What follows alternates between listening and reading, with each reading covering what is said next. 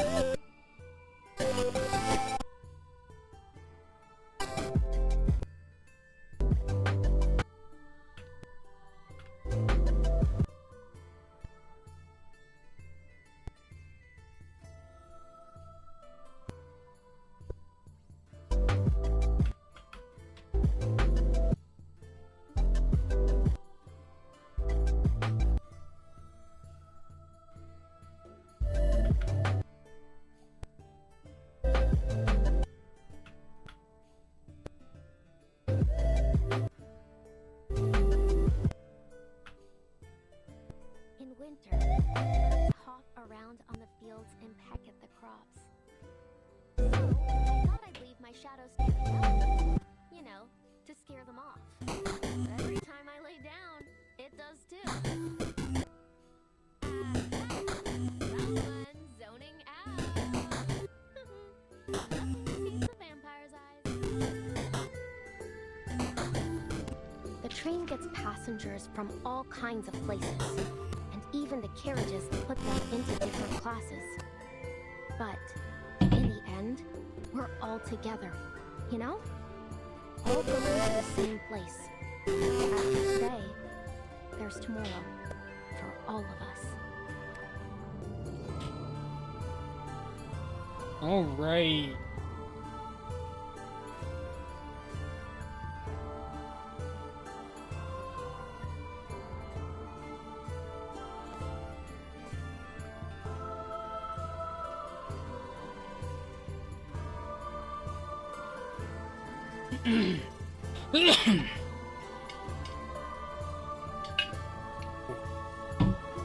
tea. Hello everyone, I am back from a short hiatus because I got sick with some terrible sore throat, and we are here playing some wonderful Reverse 1999. It's been the usual length since we've gotten back to this. Last time we were doing the Paris Tale with Broom and Felicienne and Beryl as Society of Underground Thought or something. Was trying to create experiments and merge human consciousness, and it all got messed up with the storm.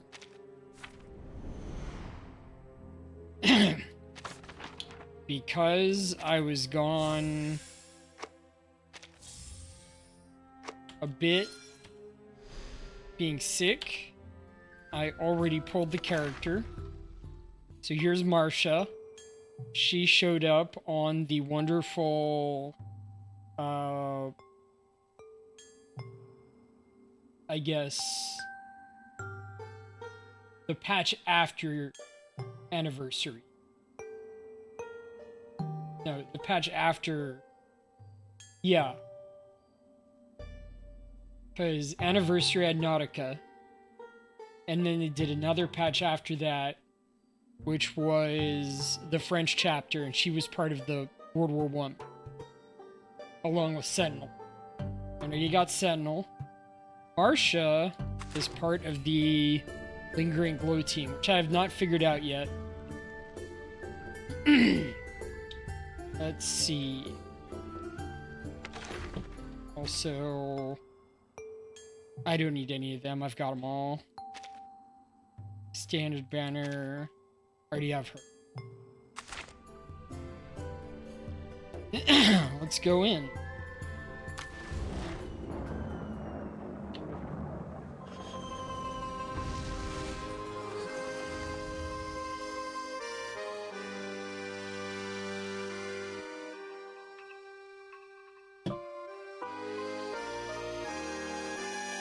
I'll play the trailer when Onyx Fury gets in. Safe house supplies, so I can spend these.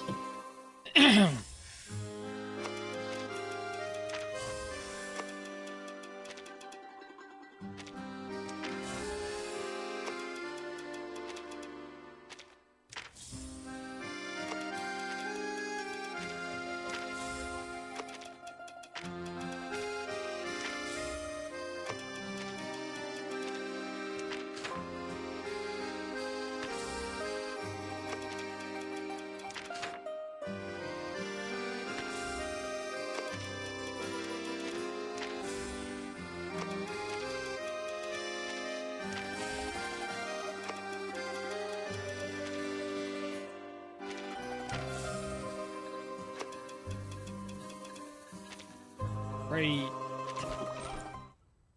Quiet is the riverbank.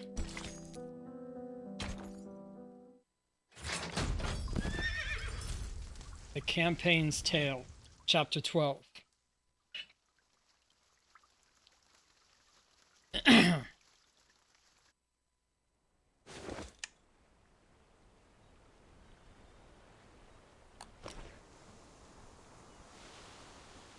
Did you see the bandits? Not even a sign, just some chipmunks. Oh, let me see.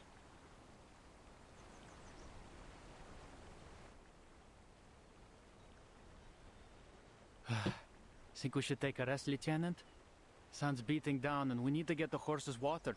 We've gone quite a way farther than the assigned watch point. Even if we can push on, the horses can't. Never exhaust your horse, remember. Fine, take a break, team. And Sergei, if you shine the light of that telescope into my eyes one more time... Light of that telescope? The last thing you'll see is a missile to the face. Understood? Understood, Lieutenant.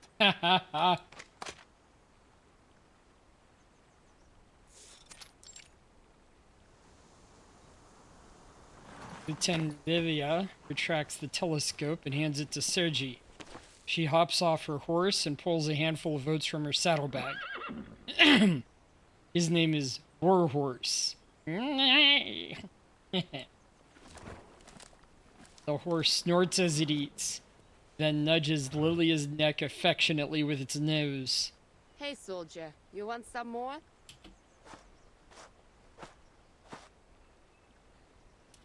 Just as she reaches for more feed, Sergi leans in. This your first time riding this horse, Lieutenant? Yeah, he's a hungry fella. No, he's just greedy. Uses the same trick on all the new riders.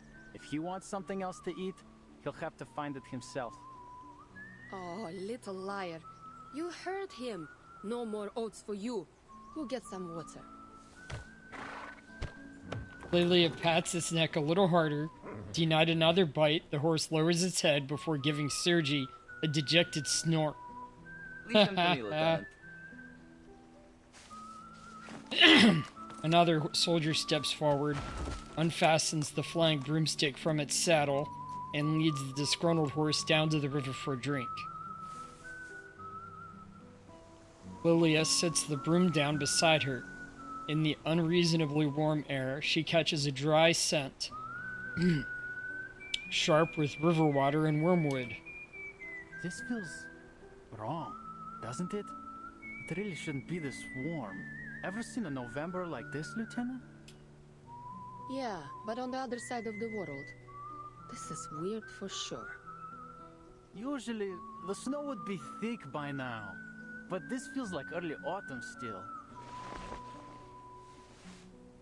The newly enlisted cavalryman lifts a hand to wipe the sweat from his forehead and points to the river. Its surface glowing with a greenish light. The dawn would usually be frozen over in the shallower parts too. We'd be able to walk right over it. The meander's just a little farther. Berigrad would be too, if we could just cross it. You been to the city? The city. To the people of this steppe, these words mean Bittergrad. Yeah, to go to the Foundation branch. Delivering letters, dealing with procedures. Annoying stuff like that. Oh, speaking of letters, my townsfolk sent some back from the front. Seems they're on their way home. Sergei shakes his head, seemingly unhappy with the idea. What? They beat on you or something? Why'd you say that? I couldn't be happier to have them home safe. It's just... it should be farming season, but... they'll come back to find nothing to farm. He squats down and grabs a fistful of the grass beneath his feet. The weather was just right last year, but something went seriously wrong. It grew fast, tall too, but didn't make any seed at all. Our summer harvest was a complete disaster. The barns are almost empty. At least they won't starve to death at the front. But Manus Vindicti could strike at any time out there. Probably safer for them to come back. Do you think the Manus will reach the dawn? Hard to say. The main force is in Western Europe for now. But the Manus are like rats. Who knows where they might show up next.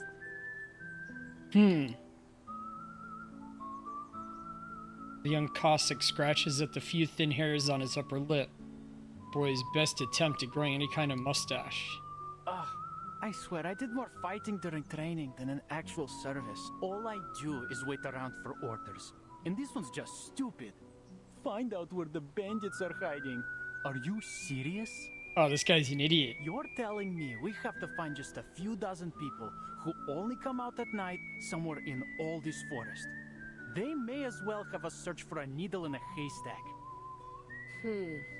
So what do you think real war is like? Oh, I know what it's like. All the men in my family have fought on the battlefield. Мой дедушка, papa, и брат.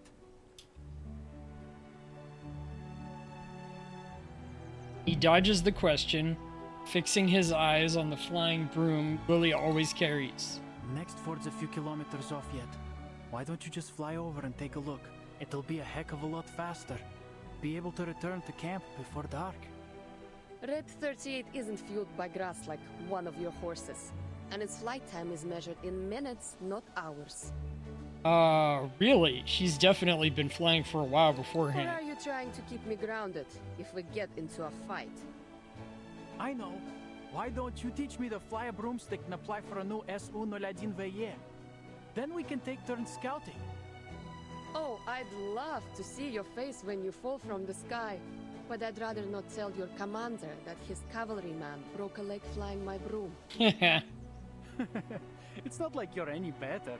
If it weren't for Colonel Sternova, you'd have gone face first in the dirt your first day on a horse. I, on the other hand, was regularly riding from my village to Berigrad with sacks full of beets at half your age. Broomsticks aren't horses. And if I catch you sneaking in to steal it at night, you're a dead man. Got it? You're right to warn him, Lieutenant. Sergei has been stealing since he was a kid. The cavalryman returns with the horse just in time to join the verbal beating. Just last year he tried to nab our fishnet. My dedushka caught him, of course. Nearly broke Sergei's hand when he wrestled it from him. Nice. The other cavalryman bursts into laughter as Sergei's face flushes beet red. He turns away but barks a nasty, hasty rebuttal. Shut up. It's not like he ever used it anyway. But he can't stop the taunts. The cavalrymen take obvious delight in dredging up his old scandals one by one. Blin, stop making things up about me. Oh, I can't stand it here. He drew it in. You know what? When I get back, I'm going straight to the commander to get transferred to the Prisklonная company. You mean the 5th Company? Isn't their commander your old rival in love? Even louder laughter erupts from the Cossacks. Ignoring their rowdy banter, Lilia lifts her gaze to the heavy clouds drifting beyond the river like white fortresses floating in the sky. Dry, warm air sweeps across the plain, driving the floating castles forward and tugging at Lilia's sweat-soaked hair. Already sweating. This heat's not normal. No one in the Foundation got the time to look into this. Maybe they'll send Vertin. That wouldn't be so bad. Her eyes are drawn to the merging line between earth and sky, a view she could never see from the Foundation hidden away in the mountains.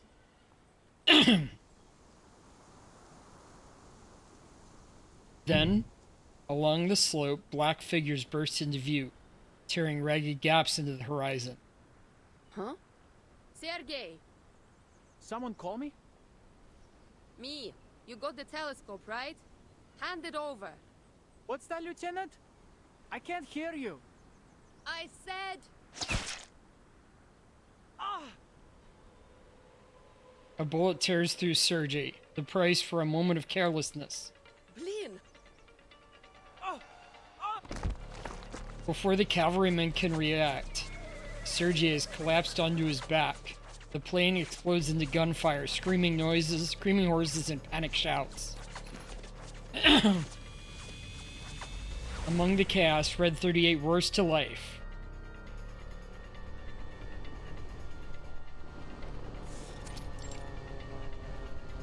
Lilia kicks off, circling low to draw the enemy's fire. Bandits!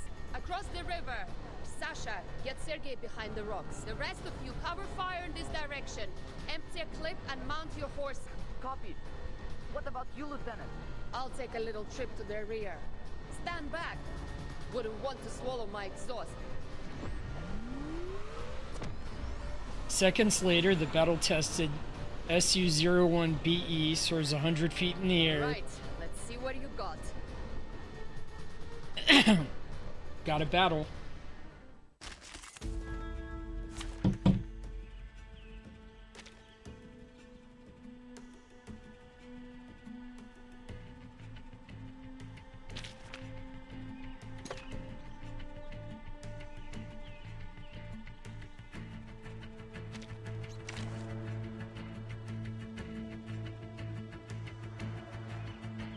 Got an actual team here now, almost. I go wherever I am needed.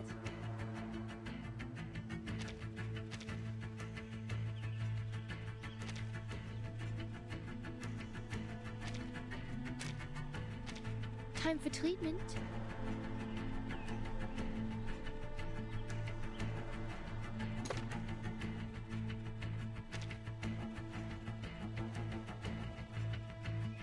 Oh.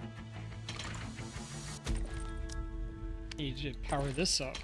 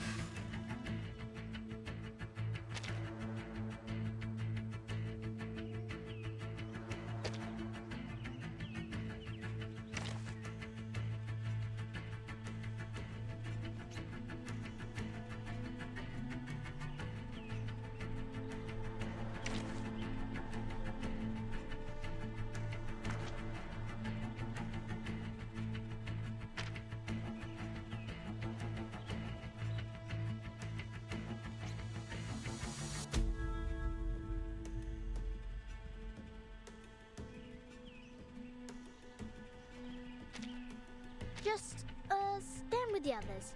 Like this, then?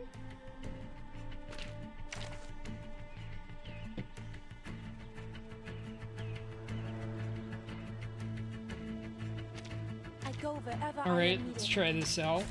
It's an honor to meet you.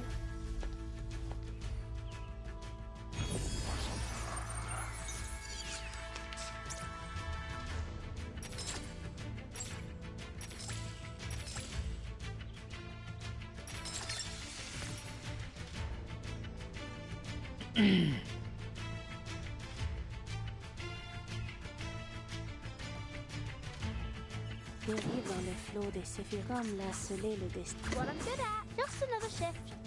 A ripple of story. Pray, caught in the woven net. It's out with you.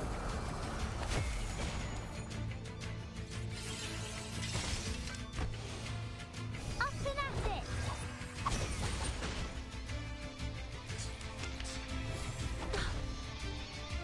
A sacred charge. Oh. There's strength in restraint.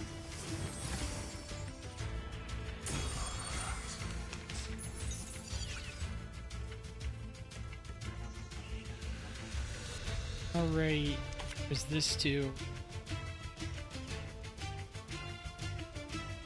Okay, A glimpse Halo beneath stacks. the veil. What I'm good at.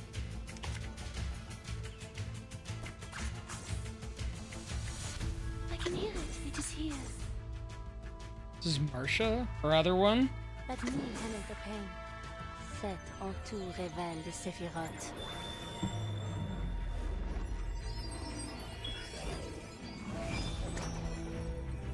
Ooh.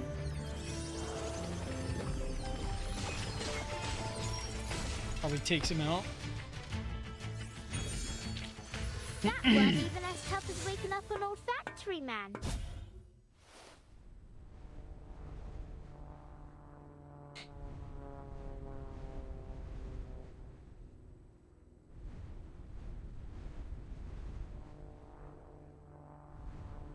The brief exchange of fire ends quickly under air superiority.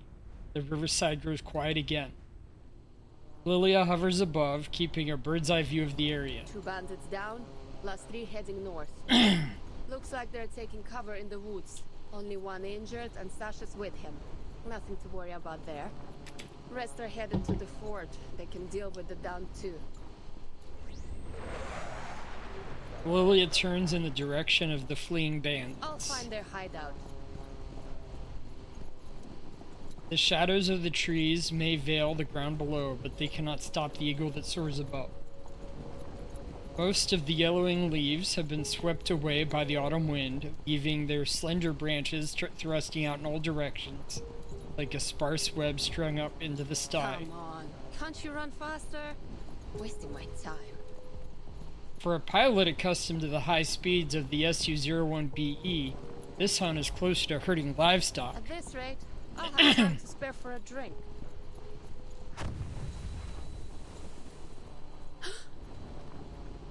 A black cloud explodes beside her ear. Then another, and a third. Hundreds of tiny metal fragments lace cuts into her clothes. Triple A? How the hell did they get that? She calls anti-aircraft fire AAA.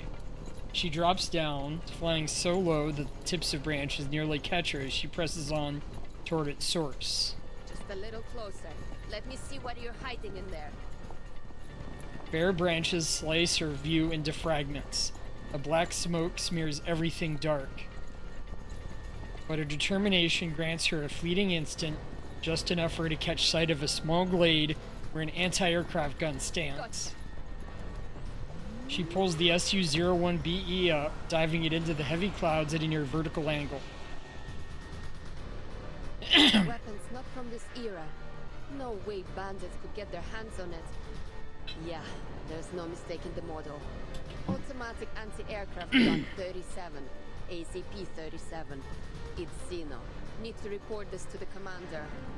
Vertin will want to know too. Huh? Her broom's been hit. It's failing. No, not now, buddy. Please get me clear of the woods. It's too late. She's already pushed the broom beyond its limits. She's failing fast. Bad. Really bad. Steady.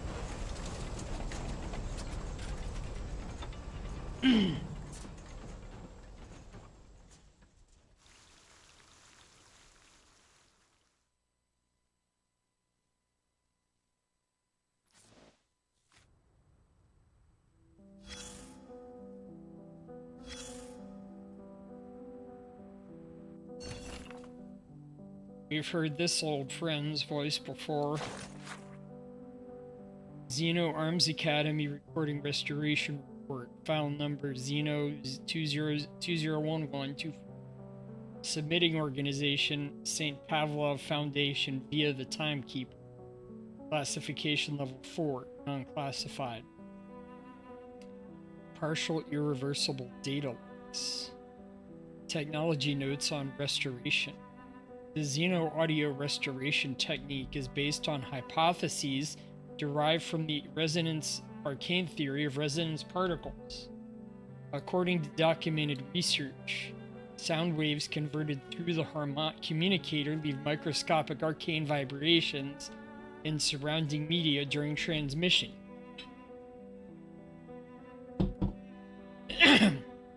When environmental materials, metal oxide layers, residual electric fields, or air density gradients are reactivated, these disturbances can be reconstructed into audible signals through phase differences at extremely low frequencies. When portions of the signal exhibit semantic drift or narrative gaps due to disruption, the restored text represents a reconstructed version obtained through multiple iterative retranslations. Cross-referencing confirms the restoration achieves 99.97 accuracy compared to the original recording. Restoration report. I've been on a mission from the Eastern Front under the direct orders of Admiral Sam. Guess what I found out, Kanta? A Xeno outpost without jurisdiction. As far as I'm aware, Xeno hasn't deployed any forces to this location. From the looks of it, I think it's the Igor rebels. Data remains unclear. I'll determine the next steps after consulting with the commander. If you're interested in Igor's movements, call me back as soon as you can. Soundwave comparison results indicate a 96.34% match to Lieutenant Lilia's vocal sample in the Xeno database, confirming the speaker's identity with high confidence. Analysis suggests the primary communicator experienced 2 sudden interferences. The nature of the interference remains undetermined.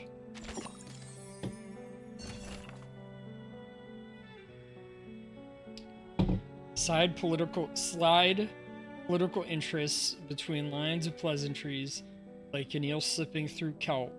That's how the big shots always talk. Listening. Inside a Foundation office, the sound of a ringing communicator interrupts a briefing.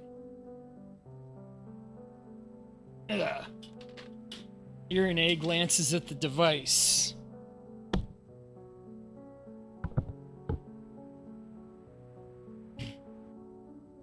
A direct line to Xeno headquarters.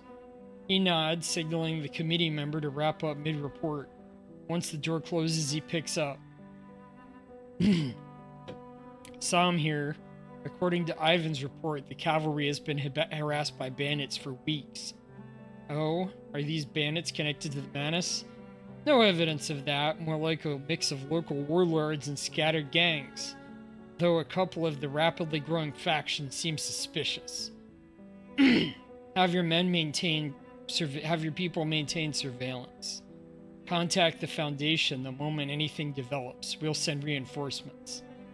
Irene is rarely this cooperative, but Sam knows he can't stake the entire step's fate on so-called reinforcements. No need. Ivan has enough manpower.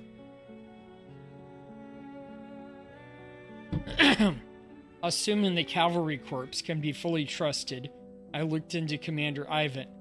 He was a trusted subordinate to that former admiral. Plus, I heard they're both from the Don River region. I will handle him, Som firmly cuts off his attempts at political maneuvering. I hope you understand that the Don River region is a critical component of the Foundation's strategy.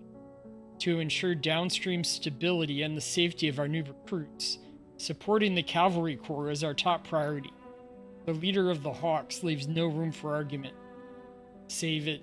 Since 1999, I've dealt with more politicians like you than I've smoked cigarettes. The Don is just a crack in the dam. What really matters is the line of battle along the Black Sea and the Baltic Sea, right? Stay in touch, Admiral. After the call ends, Irene straightens in his chair, drumming his fingers against the desk. He begins to ponder. Could this small crack pose a risk of total collapse? Chapter 2, The Eternal Autumn.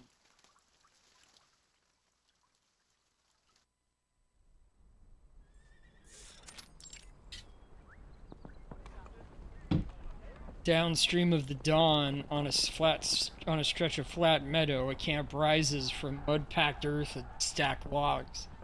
It's no grand fortress, but it's enough to shelter an army at rest.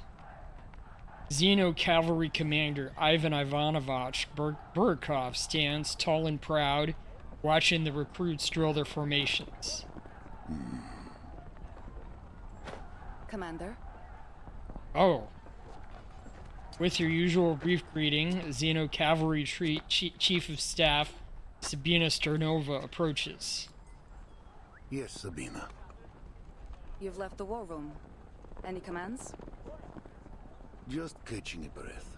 That stuffy air will be the death of me. Besides, a little more time among the pups won't hurt. Keep their spines straight and their commanding officer's face in their minds. I think they know your face already. After all, many only joined the cavalry after you gave that speech in the village. Ah, Tamarovka. Tell me, Sabina, did the pups bring any news?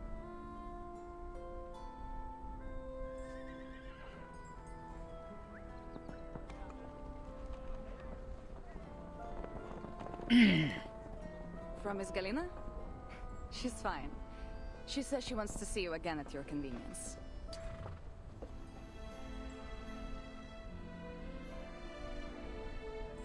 There are no great rides ahead for now.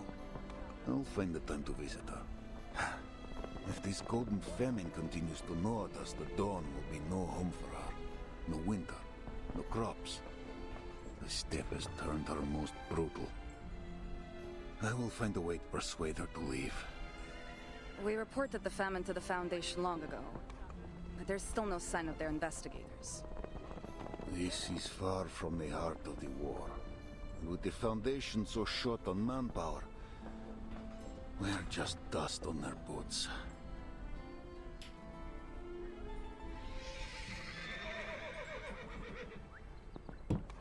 Messy hoofbeats burst from the camp entrance, this familiar sound of bad news.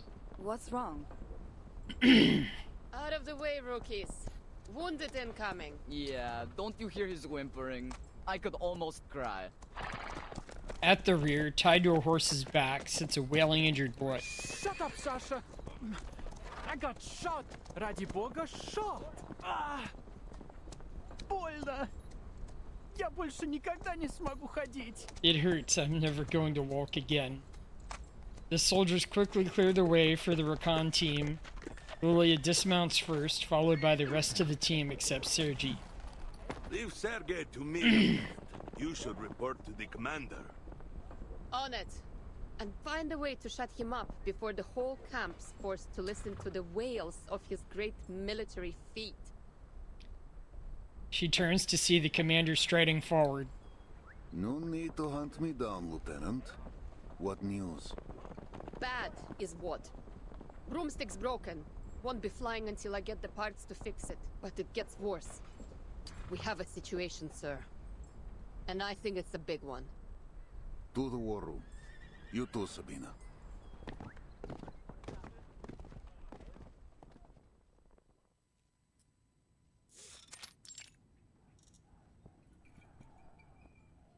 So, the bandits have Xeno AZP-37s and arcane-guided VT-Fuse anti-aircraft guns.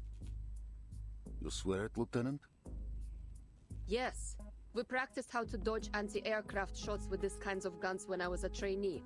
Loaded with training ammo, of course. There have been no reports of missing weapons, and we're not carrying any AZPs.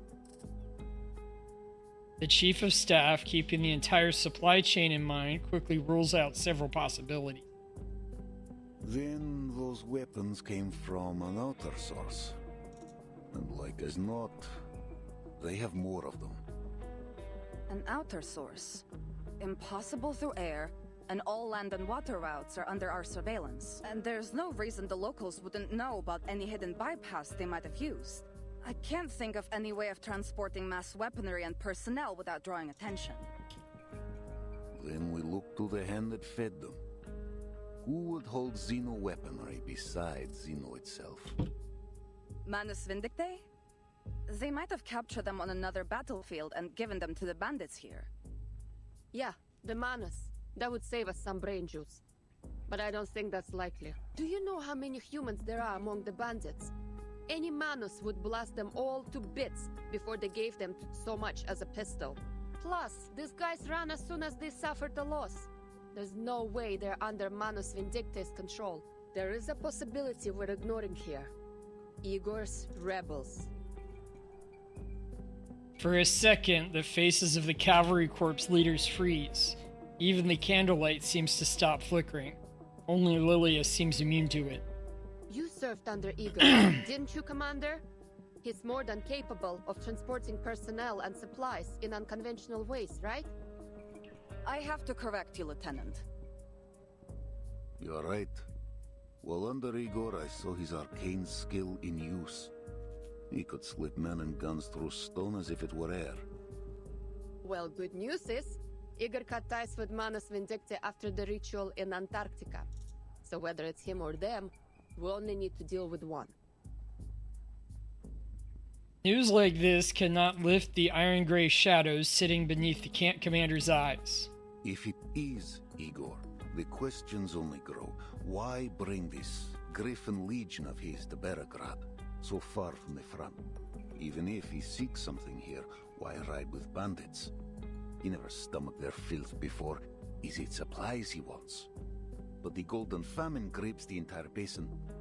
Or is this all by his hand? His questions quickly trail off into agitated muttering.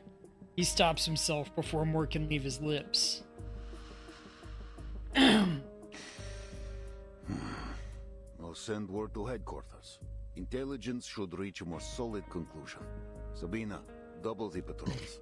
I want eyes on the woods at all times. Yes, sir.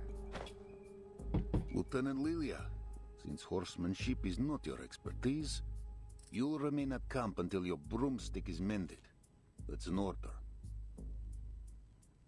Lilia almost defends her riding skills, but quickly swallows her words.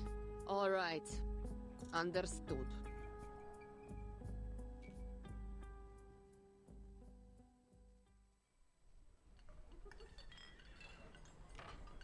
It's easy to find the field kitchen at this hour. The aroma of hot, unleavened bread guides their rumbling stomachs through the maze of tents. Right in time for dinner. She glances at Sergei, who's standing among the other soldiers, a huge soup pot. He holds his bowl, talking between heavy mouthfuls. In that moment, I saw the bullet coming at me. I'm telling you, my amulet worked. Gave me just enough time to dodge the hit to the chest. Still hit the leg, though. You have no idea how much it hurts. Too bad it didn't hit your mouth. Hey, Lieutenant. His legs snap to attention, some cabbage soup spilling from the bowl in his quivering hand onto his fingertips. Oh yeah, must really hurt. Still managed to drag yourself to the mess hall for some soup though, didn't you? Well, of course. It'll take more than a bullet to take me down. Speaking of soup... He raises the bowl in his hand. Inside, a few measly scraps of cabbage float around a single soaked scrap of bread. Look at this stuff. We're soldiers, not rabbits. He's such a whining. complainer. I know you've got some dried meat. Eat it. Lilia grabs a piece of bread from the table and spoons herself a bowl of soup. The thin cabbage leaves sink to the bottom of the bowl like a damp gauze. Like everyone else, she drips the dry, unleavened bread into her soup to soften it. Sergei hands her some dried meat, then pulls a bottle from behind his back. The liquid inside is clear, seemingly harmless. Have some, Lieutenant. Not bad. So, what was it? How come the bandits have something powerful enough to shoot you down? Don't know how, don't know why. Nobody does. Well, it isn't hard to guess. They're obviously going to rob the villages. Wait. This is bad. All the young and fit have gone to war. They won't be able to defend themselves. For a moment, a dark cloud falls upon his face, but it's soon lightened by another idea. Hey, no orders this afternoon, right? Want to go fishing with me? I'm going to the river. Now? You forget that bullet so quick. I know a safe place where we can fish, and I've got the amulet. There's no bullet that can kill me. Trust me. You're not going I'm to not tell me trusting you're you, full after kid. that sorry excuse for a soup, are you? There may not be any crops, but I bet there are still plenty of fish in the river. Lilia checks Sergei's allegedly shot leg. Weren't you just wailing about your leg a few hours ago? It's no big deal. He finishes the last of his food, drops the bowl, and jogs away. Shot in the leg. More like scratched.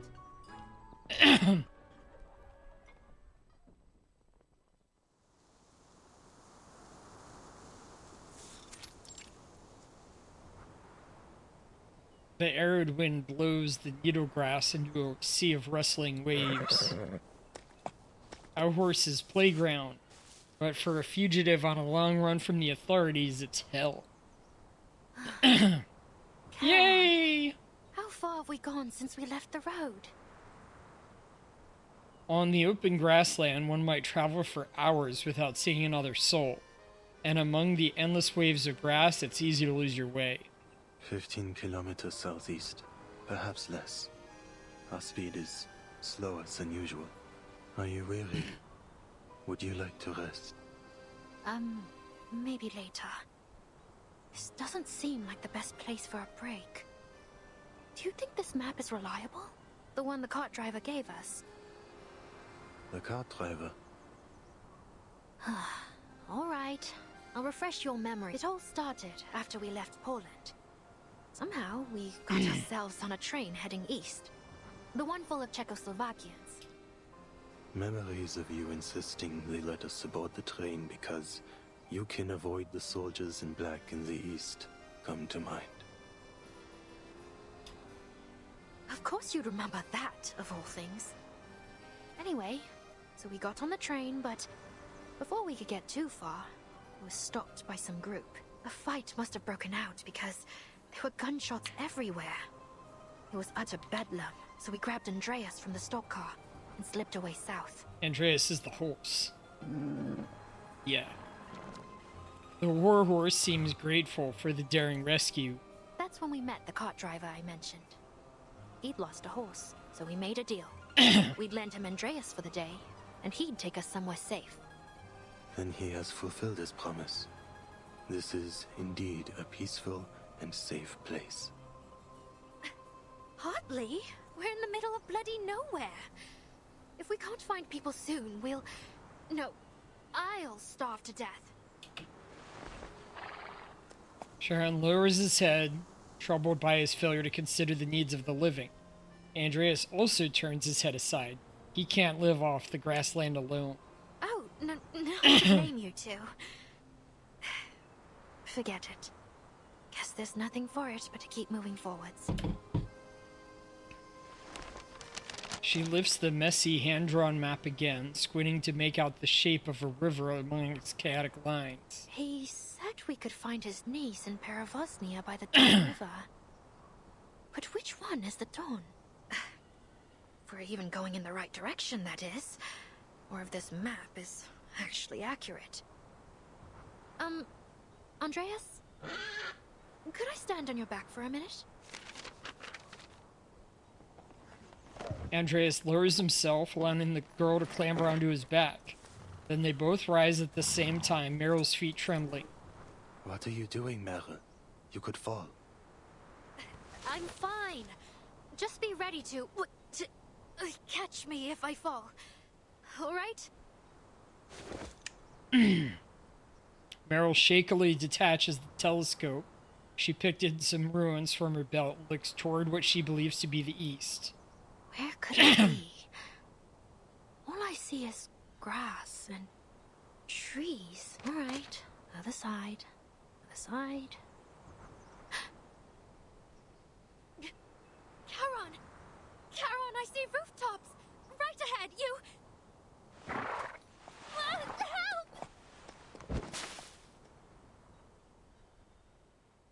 She hops in excitement and, as expected, loses her balance.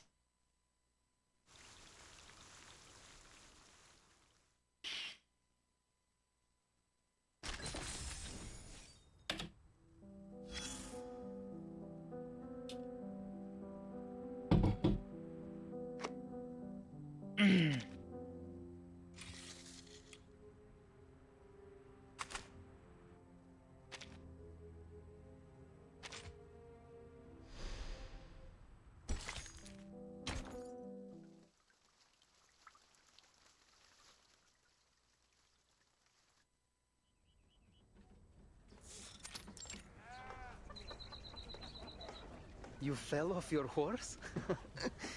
I wouldn't worry. I bet even the mighty Atman has fallen once or twice. The young man in uniform comes to the tall, fruitless pear tree Meryl is seated under and offers her a bowl of steamed rice mixed with wheat. She gazes at him longingly. Here you are. Thanks again for helping my uncle with his car. I know it's not much, but this is all we have right now. She reaches out a hand, then pulls it back awkwardly. I'm sorry. I thought I heard you had a strong harvest this year. The past few years were good, it's true. People had to leave to fight, but the land still blessed. But this year has been strange. Certainly the winter. Soon after planting, the wheat grew wild. The fields are gold, yes, but there's no grain. Even as he speaks of the filled crops, he still hands the bowl to Meryl. Eat. You look starving. I've enlisted with the cavalry. There'll be plenty enough food for me there. The cavalry? The Xeno cavalry. Meryl forces her cry of Xeno down, lowers her head, and begins to eat. The young man turns toward the shadow that has been hiding behind the tree. Are you sure you wouldn't like any food? I need no sustenance. Thank you for sharing the little food you have left. How may this kindness be repaid? Ah, no need. I'll be leaving soon and there's no work to do right now. You have a beautiful horse. Wish I could have one as lovely as him. Oh, don't get me wrong. I'm not asking for him. Alexei. Commanding voice stops the new recruit mid-sentence. What are you dawdling for? The team is leaving. Who are you talking to? Just 2 refugees, sir. The conscription officer steps forward, his lingering eyes on the strange man covered in white cloth. Refugees? From where? From Poland. I was looking for a friend there, but because of the war, I couldn't find... She stammers blinkingly wildly over her clumsy lie. Fortunately, the officer is too distracted to notice her embarrassment. Arcanist, aren't you? We could use your talents in the Xeno cavalry. Room, board, and meals provided. Apologies, sir. I am only a wanderer. There is no desire to join any party within me. And I don't have any talents at all, officer. Sir, I can't even hold a gun. Another lie erupts from her, another bid to escape desperate times, but the conscription officer takes no interest. Then you'd better leave soon. This place is crawling with bandits. Bandits? Brigands, raiders, ruffians. You didn't bump into any on your way here. Lucky dogs. Though you can thank the Cavalry Corps for that. But even with our efforts, the situation's been getting worse. Somehow they've got new weapons. We might be facing a serious battle. Even all this way away, they're still fighting? The flames of conflict burn everywhere. This is why I'm asking you to join us. Xeno needs new blood if we're to ever know peace. If you change your mind, come to our camp. It's downstream of the Don, past the city. The conscription officer turns around just then, and a dozen newly enlisted Cossacks gather behind him, standing in the little groups of those they know. They show off their new uniforms, competing who takes better care of his horse and who Shaska has the most legendary history. Quit milling around like chickens and form rank. A fully armed cavalryman gallops in from outside the village, plunging himself between the ranks of panicking recruits. Half of his body is smeared dark with blood, the horse beneath him snorting heavily. Bandit cavalry incoming, the size of a platoon. What do we do? Can you still ride? Yes, sir! Then hurry to the sitch and report this. The rest of you, form a blockade. Do not allow the bandits to enter the village. Sir, yes, sir! The conscription officer scans the area. The unsettled young cavalrymen, enlisted less than half an hour ago, look to him as if he is their only savior. Rookies, there is no escape. Turn your back to the enemy and they will take the opportunity. Take up your weapons. Protect your families. The boys shake off their scared looks, leaving their huddled groups and shouldering their weapons, albeit a bit clumsily. What? Bandits? As Meryl's mind goes blank, she feels Charon press the reins into her hands. Let Andreas take you. Leave here, Meryn. What? What about you? I'll just run off when danger comes. That is what you said. Do not waste any more time. I don't even know where to... Downstream of the Don River, like the officer said. Now go.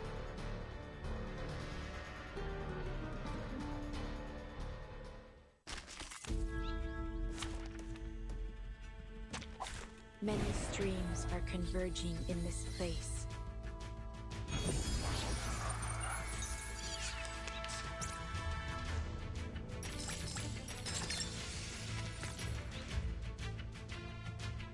Alright, we'll do Isolde first this time.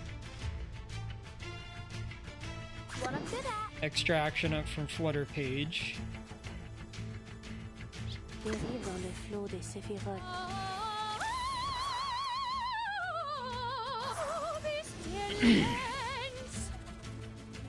These sheets are my wings. I should do Jiang Yue in here instead of Flutter Page. She's really good there.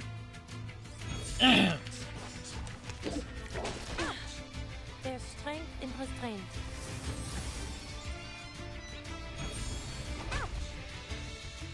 Peace and quiet.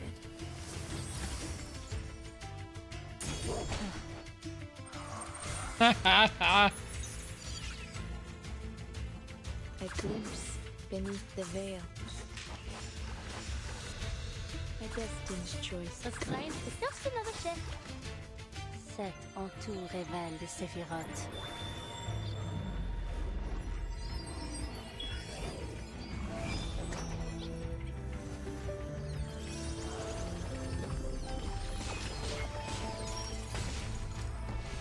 Got him. Oh. Ah. Stirred.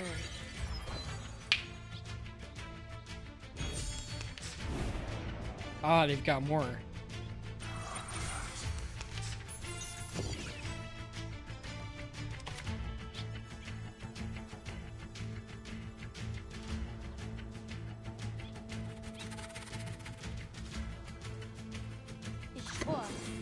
beschützen und zu helfen.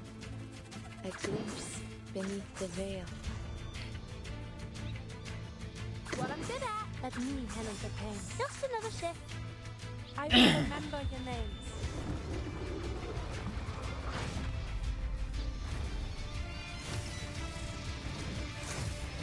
Nice.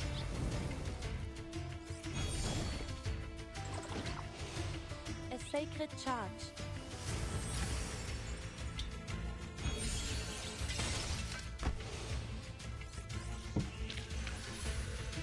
The curtain.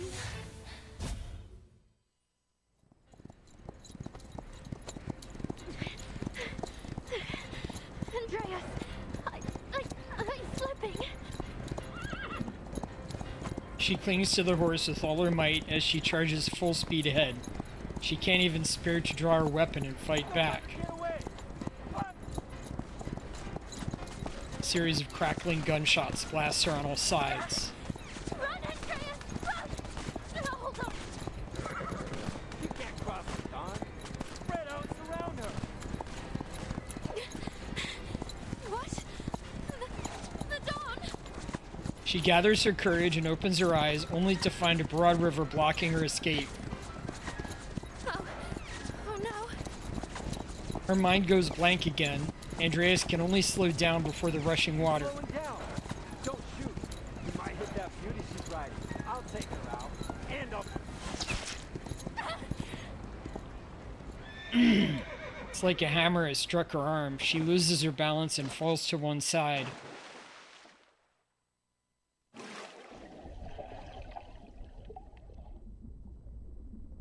Dark, freezing water swallows her in an instant, followed by the piercing pain of a bullet. No. The shimmering light through the water above turns dark.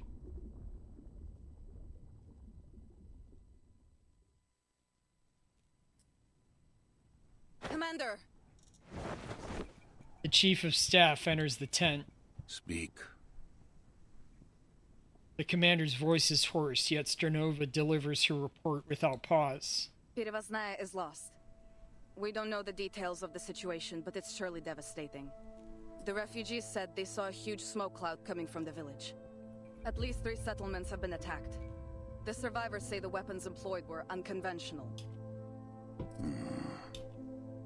The villages struck are all upstream from here, northeast of Beregrad. I suggest we quickly position the main force here, here, and here to seize advantageous terrain. The chief of staff points out the positions on the military map spread across the table, only to find the commander's focus is elsewhere. The heavy air closes in around Sternova. She falters. Sir, Headquarters has spoken.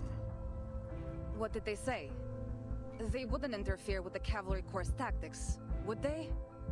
We withdraw from the Dawn in 2 weeks. We will engage Manus Vindictae in Hungary next month. Her military instincts prevent her from making sense of this order. I don't understand, sir. Bandits are killing and robbing civilians in higher numbers than ever. And we've just been told to leave? Are you certain headquarters is fully aware of the situation? They are more aware than any of us. Intelligence gave their conclusion. We've stumbled upon Igor's army. Then they should send reinforcements. End the rebels once and for all. Not ask us to run away with our tails between our legs. There are no reinforcements. Manus Vindictae's army marches on the Foundation headquarters as we speak. The front is under immense pressure. Don't forget that our mission here was to recruit new blood to bolster headquarters' defenses. As for Igor, he cut ties with Manus Vindictae after Antarctica. They say some kind of bargain was struck, though the terms remain unknown. Since then, the rebels have crossed no blades with either the Foundation or Zeno. The Joint Committee wants to keep it that way. So, they want us to leave so we won't fight Igor? Correct. К черту! All this time, the Foundation, especially those Hawks, has been belittling Xeno for Igor's betrayal. Yet here they are, still trying to stay in his good graces? Politicians, Sabina. For them, the two don't clash. Politicians? Ha! I'm sick to death of the conniving bastards. To hell with the Foundation, to hell with those ridiculous bird parties, to hell with Irenai, and to hell with... Sabina. The hint of warning in his tone fails to stop her. Their lapdog Lilia. Her support? Don't make me laugh. I know why they sent her. She's both Xeno and Foundation.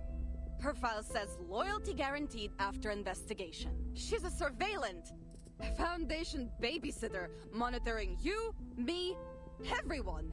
So the Dawn doesn't become the next Sao Paulo. It's an insult. A humiliation. Xeno should never have to yield to those so-called Hawks. Colonel Sabina Sternova, have you lost your senses? His gentle warning proving ineffective, the commander turns to harsh reprimand. Do you accuse Lieutenant Lilia based on proof? Or only because of her ties to the Foundation? The commander purses her lips, his jaw grinding as if he were chewing on a piece of steel. He bends down, drawing out a crumpled letter, and passes it across the table. Sternova takes it, her brows knitting together. Ivan, Irenai's people have done it. Xeno's fate is inevitable.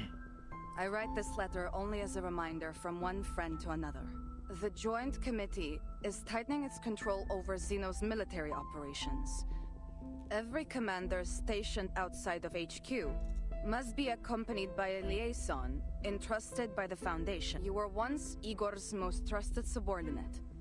For that reason alone, the Hawks were planning to torture you during the trial. All I could do was assure the committee of your loyalty and assign the least capable liaison to you, the Flying Witch. I'm sure you've heard this title before. She has no interest in politics, never writes reports unless forced to, and in many ways shares your temperament. That said, ensure you strictly follow every order, both from Xeno and the Foundation. We must be smart. The burden on you is much heavier than you realize. Do not embarrass us. Som. The letter is set down. Silence falls.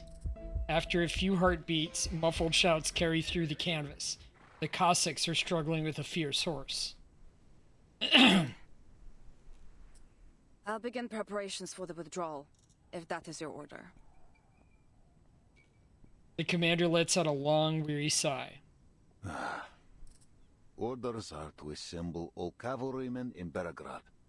We hold the city for 2 weeks. Then, we withdraw. We're withdrawing anyway. Why risk the 2 weeks? For the safety of the Timekeeper. The Timekeeper?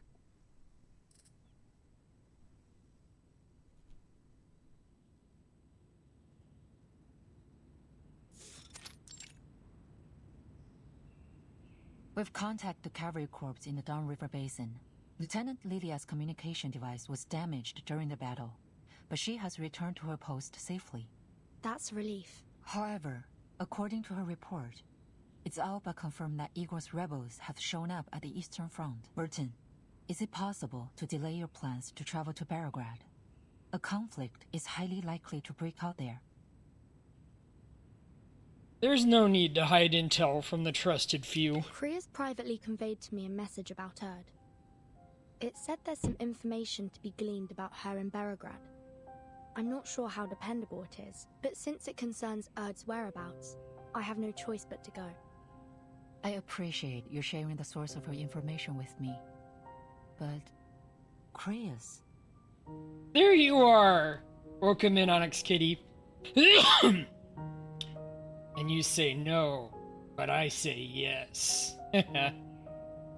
You can hear my voice is still a little hoarse, and hoarse is the theme of this chapter.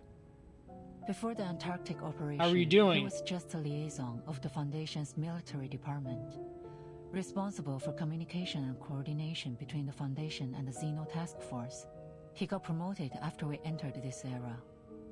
But all information held by the Foundation concerning Erd is strictly controlled. Okay, only okay. accessible to the authorized few.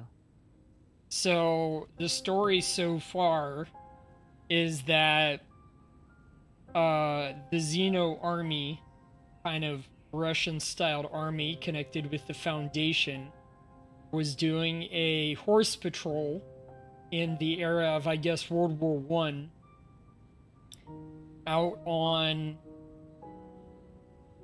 the steppe, which I guess, I can't remember where that territory is.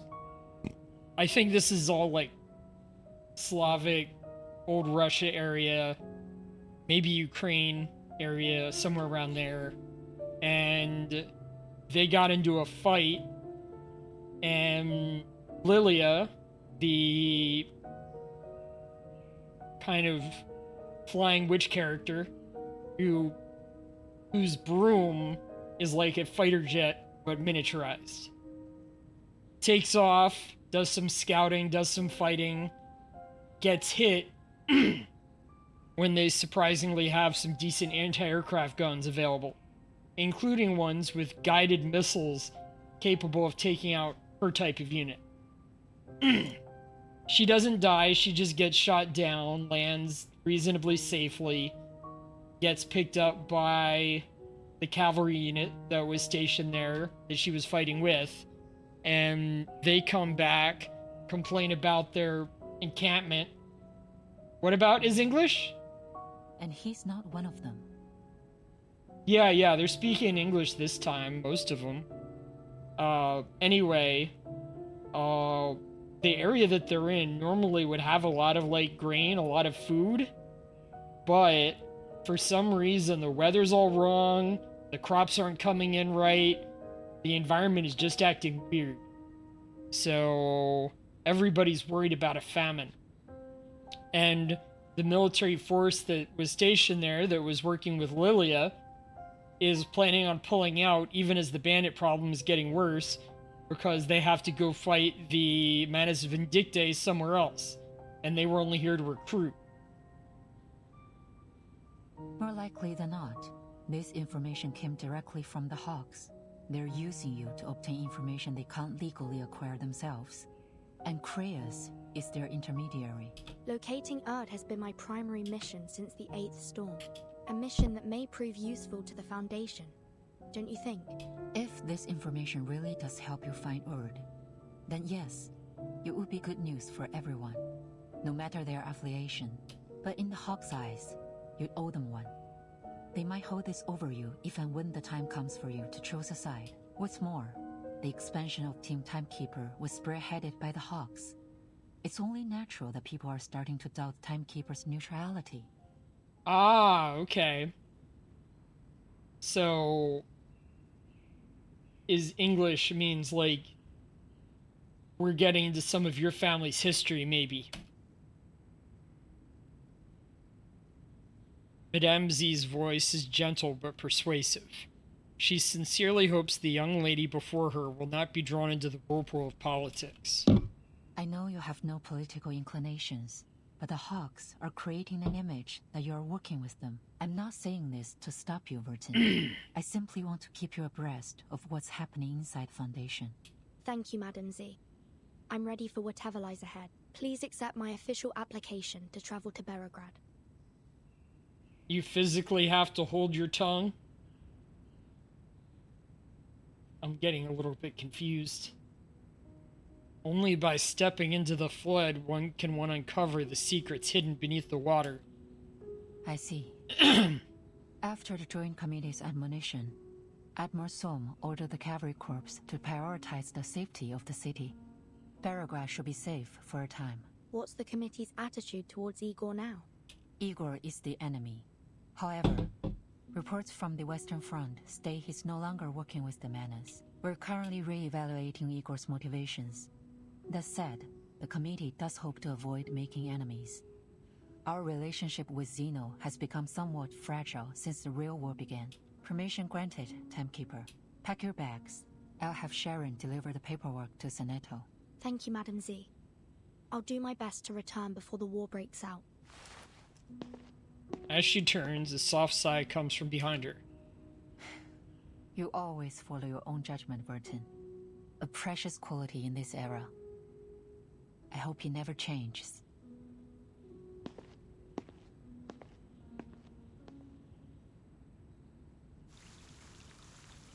Alright. I am having to drink a lot of water, doing a lot of hydration. So I need to hit the bathroom already. I'm gonna take a short break. And hit the bathroom.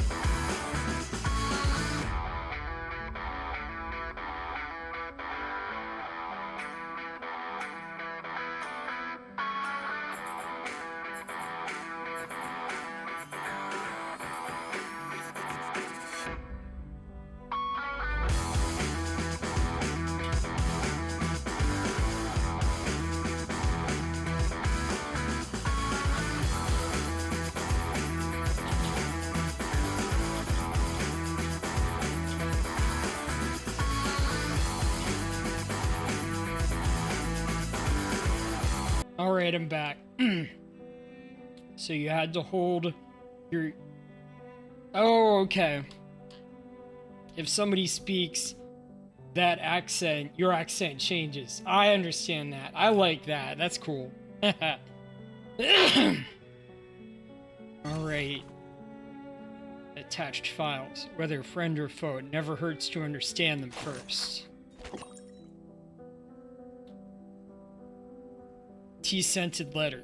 Dear Vertin. I hope this finds you well. I'm sorry I won't be able to see you off. Things have piled up due to factional disputes within the Foundation. We live in such chaos that even an organization as self-professedly rational as the Foundation cannot avoid being swept into the political whirlpool. I wish you safe travels to the Eastern Front. I've enclosed a copy of Commander Ivan Ivanovich's Burakov's file.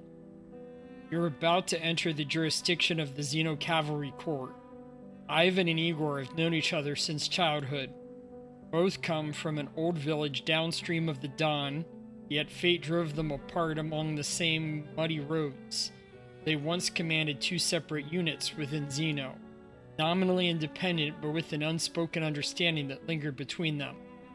Commander Ivan is difficult to gauge. According to the records, he's plain-spoken and awkward in social settings, which has earned him Admiral Sam's high praise as a loyal and trustworthy man.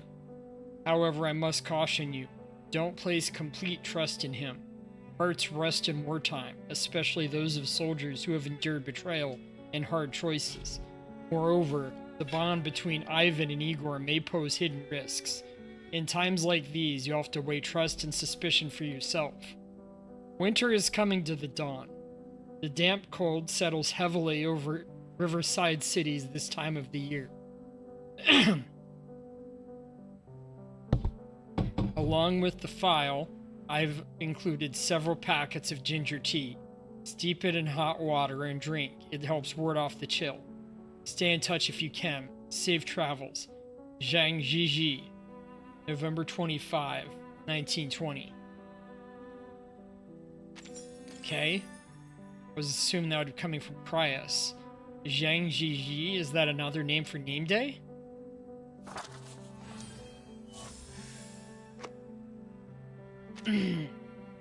Ah, we meet again. Though it isn't much of a surprise. Your move from the Western Front to the Eastern one is utterly predictable. Running around like a lost chick following after her mother hen, or really anything big enough to grab your attention. Will you ever learn to stand on your own? When will you grow up? When I find her, she's more than just a mother. She's key to saving the world. That's what you're saying? I'm tired of it. Tired of sick jokes like this. With self-important ideologues bragging about securing a bright future for everyone. You hear any cheers or laughter? Nope. Because everyone who believed in their causes already died fighting for them. If you ask me, we should hang some of those big shots in public. It wouldn't bring peace, of course. But maybe the rest of us would feel a little relief. Come, take a seat. I've set your favorite chair facing east. The view's better that way. Not to mention that the river helps wash away the stench of corpses. Ouch.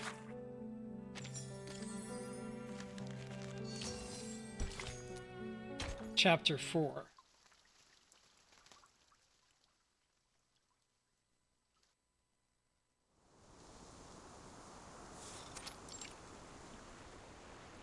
Hey! I got something! Sasha, come give me a hand! Not far from the camp, Sergei has been watering the horses while he fishes, undeterred by the danger brewing across the steppe. The fish net he failed to steal last year ended up in his pack before he left home. Old Samov put it there himself. Got it! Bog, Swami, this is heavy. Must be a big one. Come on, Sasha, put your back in. The two young men, children of this very river, use all their strength to drag the fish net to the riverbank. Have you ever caught a fish this big before? Never. The fish done all the growing this year instead of the crops? Just a bit Is it further. Beryl? Grab tight. On my mark. Один. Два. Three. They stumbled back as they finally hauled the net ashore. Go check it out. I dare say even my dedushka has never seen fish so big. My babushka runs to the net and untangles the cords like an expert. That's not a sound a fish would make. Huh? What kind of fish is it, Sergei? Sasha hurries over to join him. Sasha! It's a person. The Pate clan's origin goes back further than Northern Ireland, goes all the way to London, England. Alright. A person? Have you lost your mind? Help. Blin, hurry up, will you? It's a living person. We have to take her to camp.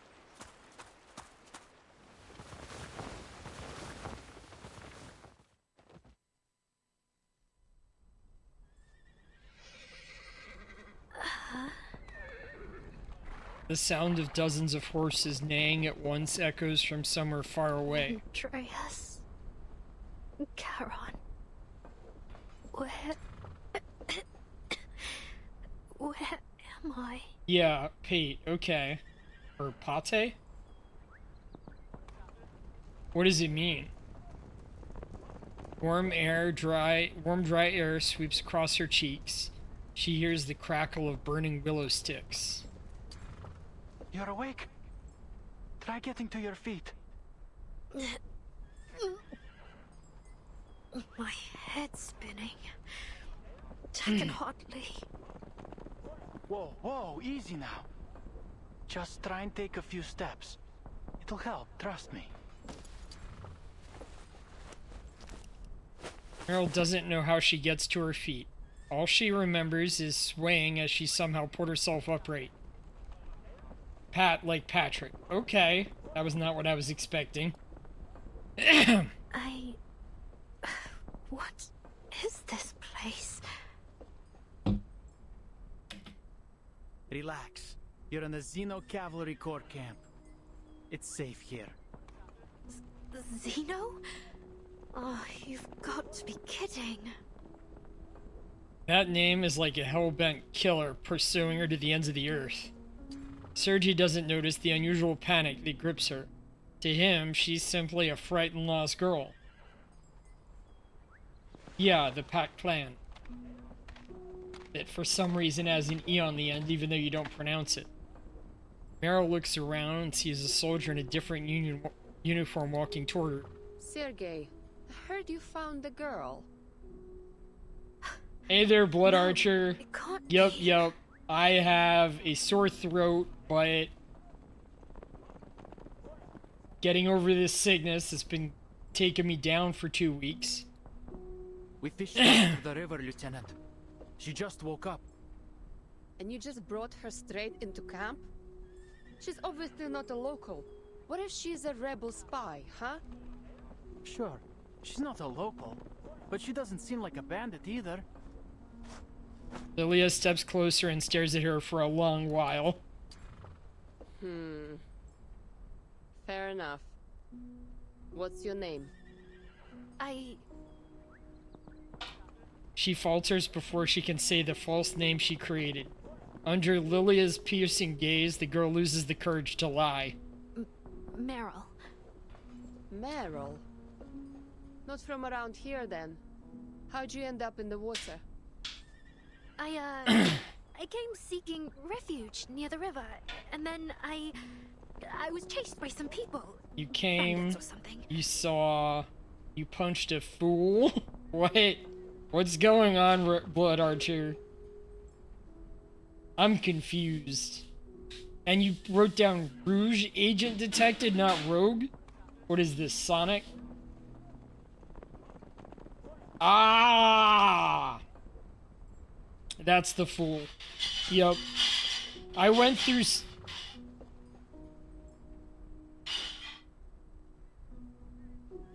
Just not Pat. Okay.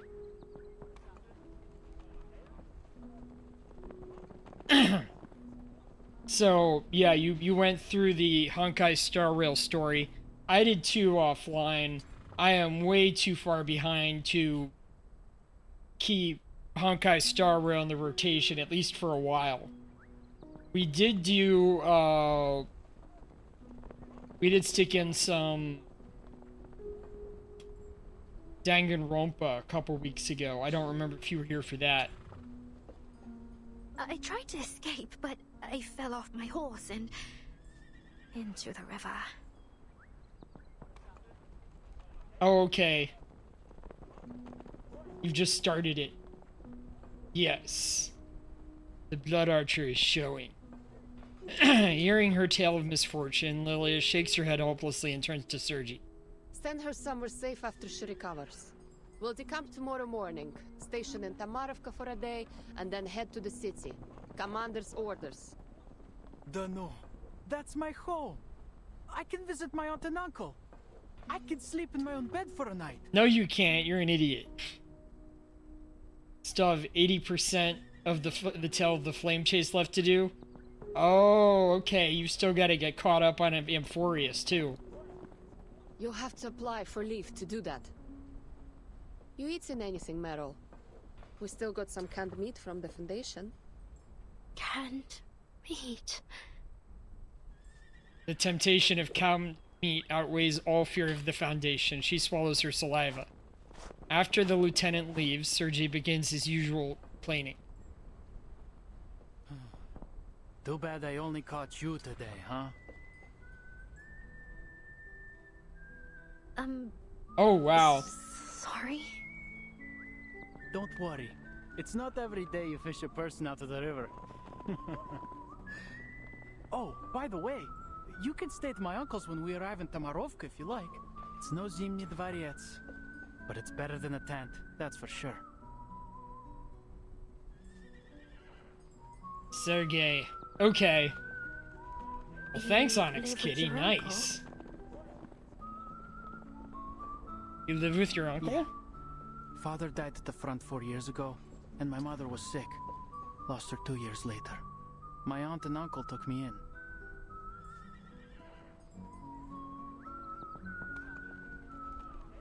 What about the ammunition? I do have to do farm work to earn my keep, but that's no At least you're up to date on something. Okay. Ah, okay.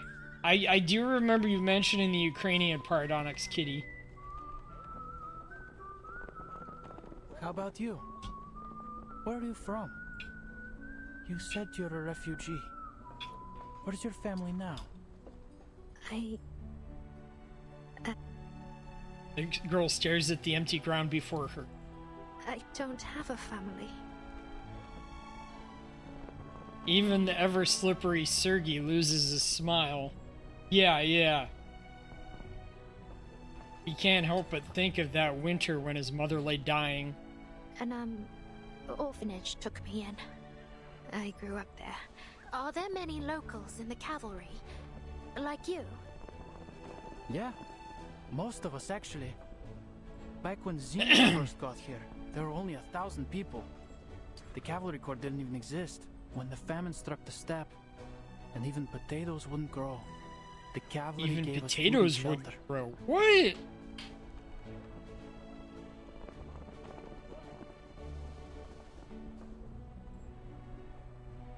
So I thought, maybe it wouldn't be too bad to join them. At least then I could save some food for my family. Yeah. Blood Archer's over here just being silly. But you've enlisted in an army. You'll have to fight. But I haven't had to yet. And everyone's alive and fitter than ever. Isn't that enough? Friends already, huh? Very funny, Blood Archer. She precisely tosses a can of meat into Meryl's arms. Nothing for me, Lieutenant? Too slow. Got to get it yourself now. Meryl, silent among their chatter, stares at the Foundation symbol on the can for a long while. Finally, she slips her index finger under the ring and pulls the can open. She lowers her head and sips the oily gravy.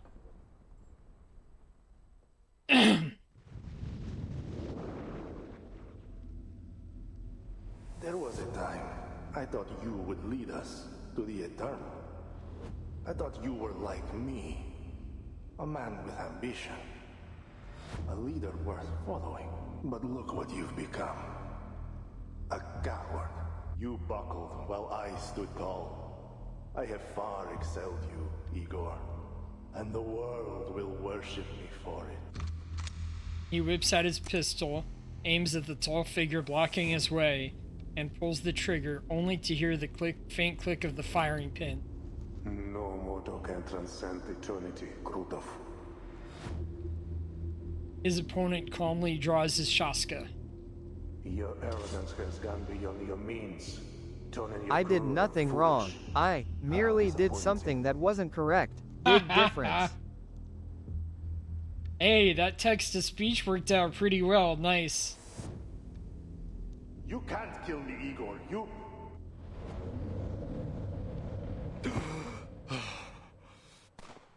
Shouts, gunfire, curses as men drove past one another and hoofs kick up an almost scalding dust. Bring everyone here. Separate the Arcanists from the humans. Xeno's captives in their own line. Move it, slackers! He wakes from his restless dreams. Incense lingers in the air around him, the hateful scent of henbane clicking to his nostrils. Useless. I knew that witless ritualist was not to be trusted. General Krutov. As if having foreseen that the man in the tent would awake, an oddly dressed ritualist slips inside. You have awoken, yet the incense has yet to fade. I suggest you return to your dreams until you're capable of overcoming your nightmare. Enough of your riddles and trickery. Why are you here? Captives. The first batch has arrived. Then you do as we agreed. Take the Arcanists and leave the rest to me. What part of that do you not understand? There is a peculiar individual among the captives. Unawakened. We didn't discuss how to deal with them. Unawakened? Those can be particularly useful. What do you know of it? Thanks to the knowledge bestowed by her, I was able to glean some insight. Though I'm surprised to have encountered it here. It seems the human fools named it after a mythological deity, as if by doing so, it would somehow render it capable of resting their sinful souls in peace. Interesting. Take me to it.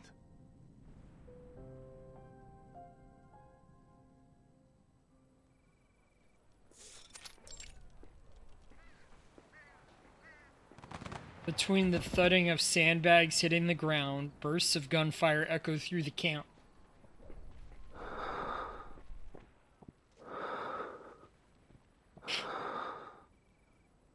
What is going on in my chat? Having already given his life to the tragedy of this age, Charon has already sensed what is happening around him.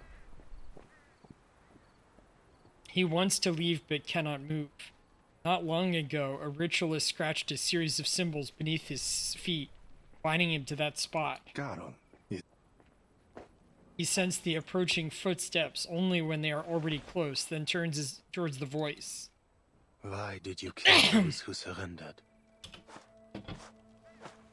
Well, too many mouths to feed. There isn't enough food across the entire Dawn to keep everyone alive through the winter. You could have set them free. They were only civilians. They would cause you no trouble. Sharon? Civilian implies civilization. Civility, wouldn't you say? The Cossacks are barbarians. Setting them free would only bolster my enemies. I will not take the risk.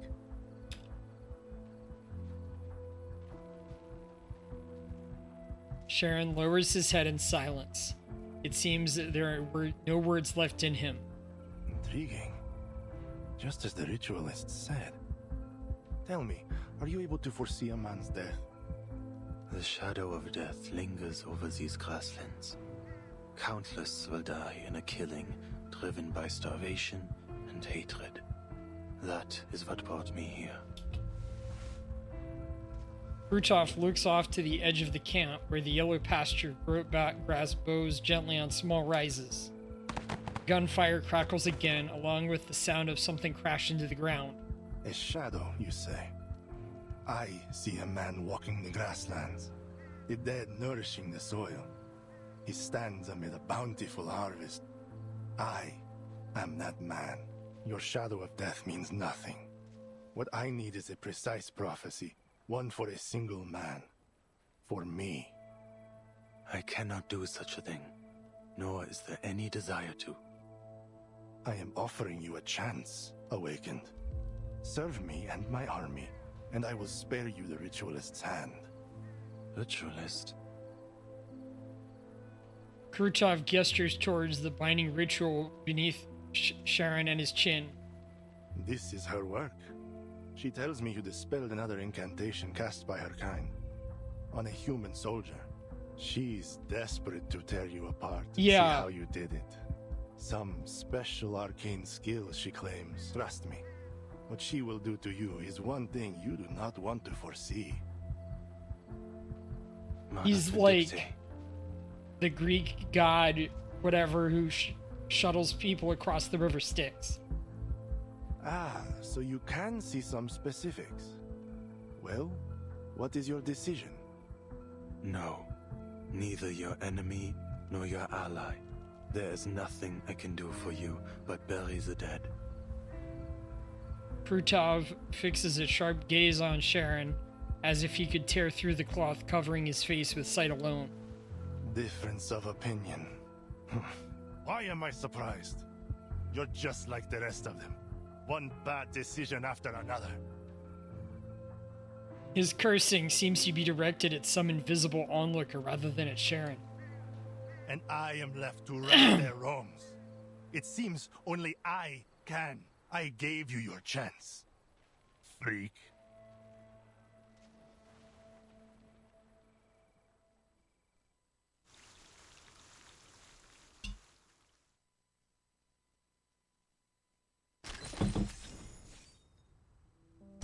Strange gazes.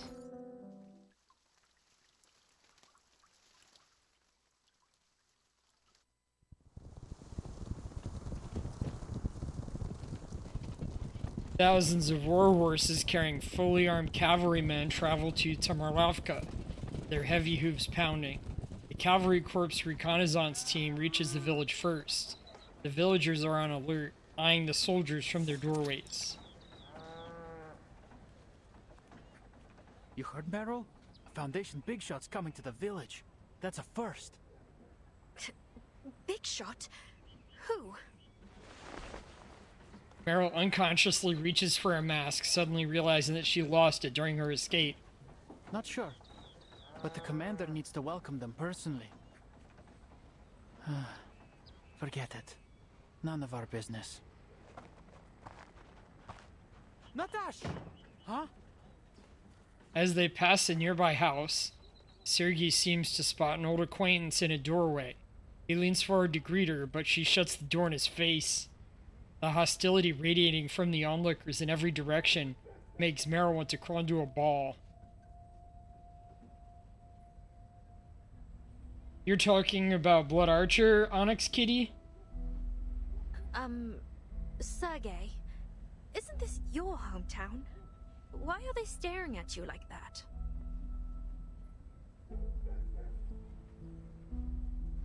He's just being silly. I don't know. It's not like I've made that many enemies. Just one or two at most. Not Blood Archer, you mean... Anyway, let's go meet my uncle. Somebody in the game? See that house with the iron sheeting? That's our home. Oh, you mean Krutov?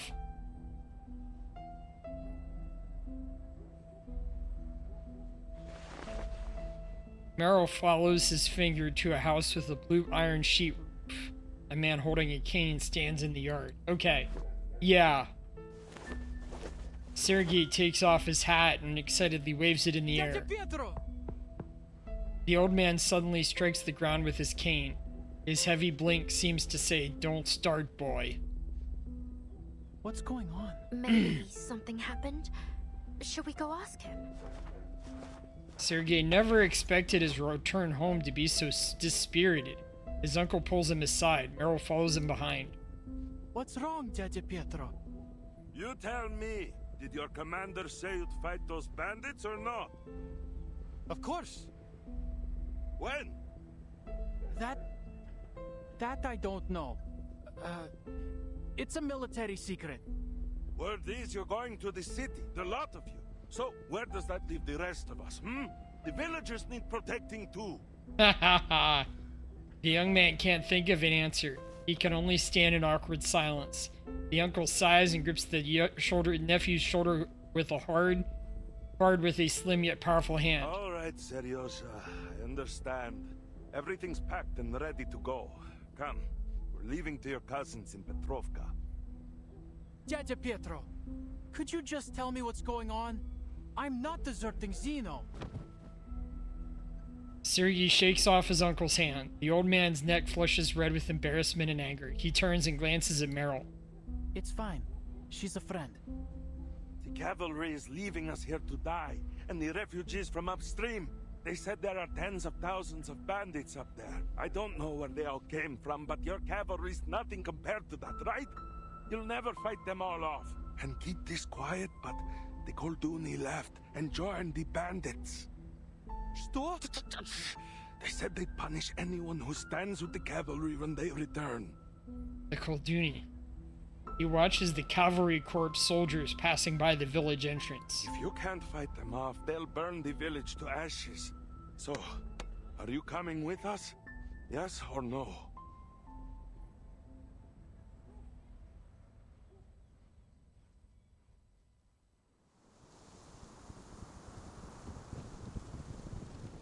I see Lilia. A small group of reinforcements makes its slow advance across the grassland. A transport team carrying guns and artillery rumbles close behind. That must be the commander of the Xeno cavalry beside her. The cavalry corps officers awaiting them ride out to the head of the team to guide them to their destination. Before the commander can reach them, an old friend steps forward to greet the timekeeper. Capitan, why did the Foundation send you here? Isn't exactly the safest place in the world right now. I applied for it. There's something I need to find in Beregrad. Don't give me that look, Lilia. Madame Z approved it. All right, what Z says goes. I'm glad to see you safe and sound, Miss Lilia. Your message had us worried. Huh. The Foundation seriously needs to update their communication devices. At least make them bulletproof. The commander approaches as they chat. Timekeeper. Commander Ivan, it's a pleasure to meet you. If you could, a brief walkthrough of the situation in Beregrad and the surrounding areas would be most helpful. Of course. But tell me, where did that company behind you spring from? I received no word in our communications. The commander's eyes settle on a small detachment within the reinforcements, about 100 soldiers strong, led by a red-haired knight. The knight notices him too. She dismounts and steps forward. Vice Admiral Burakov. I am the medic of the Foundation Special Unit 12. Behind me are the soldiers returning from the front lines, and our field medical team. Vertin is not a vampire. There is one good vampire in the game named Semmelweis. Every one of them is willing to enlist in the cavalry and join the fight against the bandits. Good to know. Go to Colonel Sabina Sternova. He will see your men settled. Yes, Commander. The knight leads the special unit away. Follow me, if you will, Timekeeper.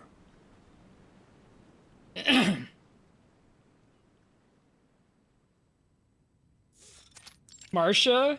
Yeah. Intelligence has spoken. She's my new The scattered unit. bandit forces are converging upstream of the Dawn. They carry Xeno weaponry, though their identity is yet unknown. Most likely, this is Igor's doing, though we've kept clear of them thus far, as headquarters ordered. Villages have been plundered. Many have fled downstream. Yet most... Oh, Vertin is too cute. Yeah, she is. And that voice she has is so nice. The commander lifts his eyes from the map, still deep in thought. Zeno has ordered the cavalry station in Beregrad until your mission is complete. We ride at dawn. Many of your cavalrymen are locals from the era. What do they think of Igor? What happened in Sao Paulo is classified. To them, he's a warlord like any other. We do have a controlled route to the city, but, Timekeeper, are you certain you wish to enter? The rebels could strike at any moment. Yes. I'll complete my mission quickly. Hopefully before any conflict arises. I see.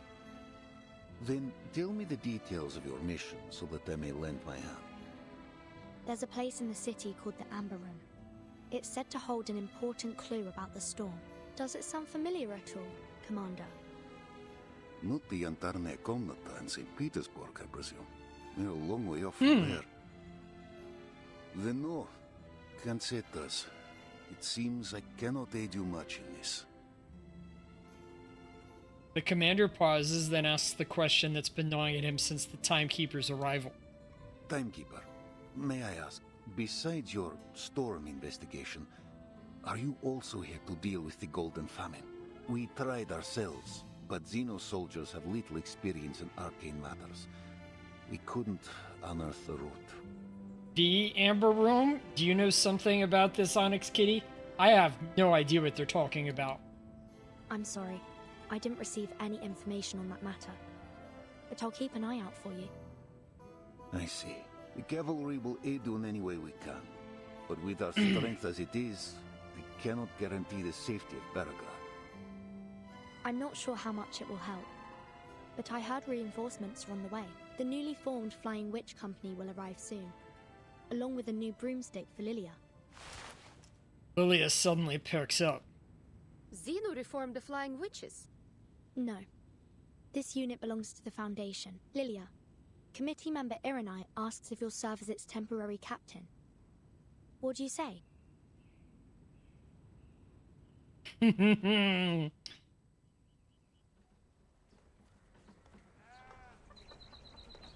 Sternova gestures to an lonely, empty house.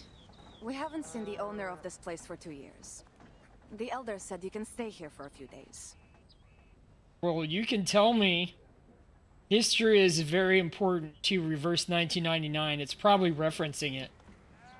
This is spacious. If you ignore its decrepit state, it is a fairly decent place for a short stay.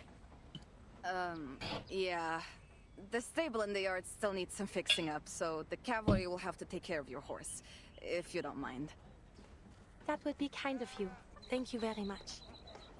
It's no big deal. What's one more horse to feed? Sternova hands the key to Marcia and leads her horse away. Just as Marcia is about to slip the key inside the lock, a rustling sound catches her attention. Is that a rat? Did she find Meryl? Not the sound a rat would make. A small black shadow vanishes behind the once leafy elm in the corner of the yard. Or a child from the village? Okay, well, go on, Onyx Kitty. Never mind. I need to rest. She hears it again. She looks over to the same spot. Who's there? From behind the elm, a head peeks out, briefly meeting her eyes. This time, the shadow doesn't hide itself behind the tree, but disappears in the glow of an arcane skill. Vanished? Just like that? This could be a threat. Marcia draws her weapon and moves toward the fading arcane light. A shadow flashes past once more. What? That was definitely a person. A person sneaking in the shadows around the cavalry station.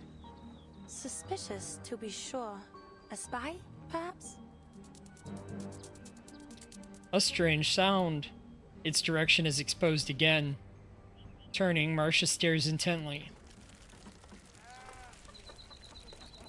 Are my eyes playing tricks on me? Is that a fiddler crab? On the dawn step? The knight runs toward the dubious fiddler crab at astonishing speed. Her armor doesn't seem to slow her down in the slightest. In its desperation, her opponent flees sideways towards the outskirts of the village. But there is no escape. The knight is closing in on the crab.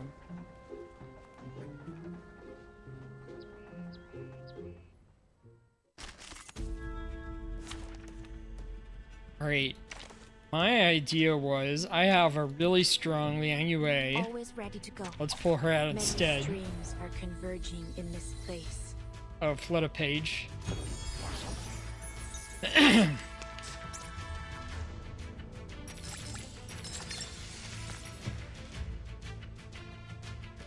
dans le flamme l'a scellé le destin. Please stay behind me. A secret revealed. Fate has revealed itself to you. Be careful. Oh, he's dead.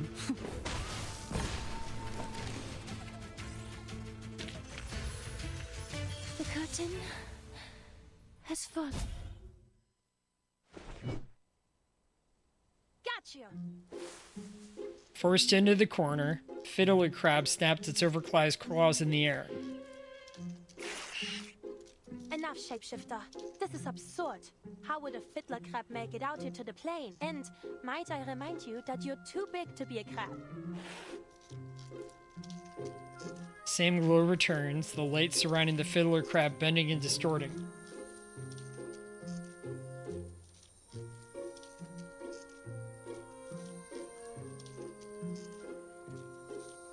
It was an entire room of amber stones. The newly appointed medic of the 12 squad locks eyes with her team's deserter. Hey, nice to see you again. Meryl? How did you... Marcia steps forward, caught at last. Meryl squats down, covered her head with both hands. Don't hurt me. Wow. I'll tell you everything.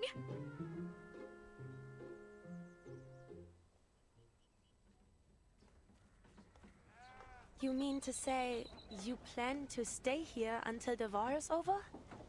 Well, I don't really have much choice. At least with the cavalry, I won't starve. And if the storm comes, what then? I'll be fine. I took an equilibrium umbrella with me. And maybe in the next era, I'll find a safer place to stay. Her face stinks. Oh no! I lost it when the bandits chased me.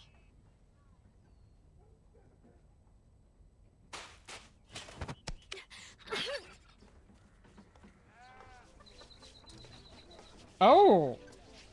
Okay! I guess that's a reason to know about it. The knight grabs her face with both hands, pressing her cheeks tight together. This is serious, Meryl. Do you have any idea what they do to deserters? Do you think hiding with Zeno will prevent the Foundation from finding you? Oh no! You may survive one storm, but what about the next? And the others after that? Please, Marcia. How will you know which era the storm will take us to next? Marcia, you can't breathe. Yeah, I do remember your name was Amber now. She lets go. Honestly, what am I to do with you? Meryl hangs her head, rubbing her reddened cheeks. So, why are you here? I was taking a group of Don Cossacks home, and heard the timekeeper was going the same direction, so we met on the road and traveled the rest of the way together. Now that I have arrived, Kreas has requested I stay by the timekeeper's side until she completes her mission. Then I'll return with her. You're not going to bring me back to Kreas, are you? Marcia leans against a worn pillar, looking deeply downcast. If only I could. But with Kreas comes the Foundation. Either way, I'll be sure to bring you back. Running around alone out here is far more dangerous than anything the Foundation could do. Haha! Meryl knows there's nothing left she can do. Does anybody else here know you, aside from me? No. The image of the young Foundation big shot appears in Meryl's mind. She shakes her head, trying to erase those gray eyes from her memory. I know the Timekeeper and Lieutenant Lilia, but I don't think they know me.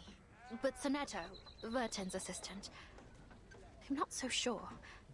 We were classmates for a few years, but we didn't talk much. I see. Stay close with me then, and don't let Sonetto see you. It would be best if we solve this without any interference from a third party. Paravian and I may be able to plead your case. But if we're to have any chance of being successful, you can't run away. Not again.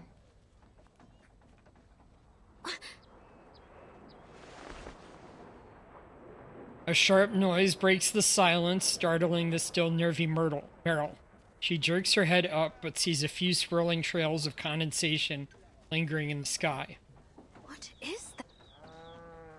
She shows no sign of alarm. It's the Foundation's flight unit. They're here. Yeah.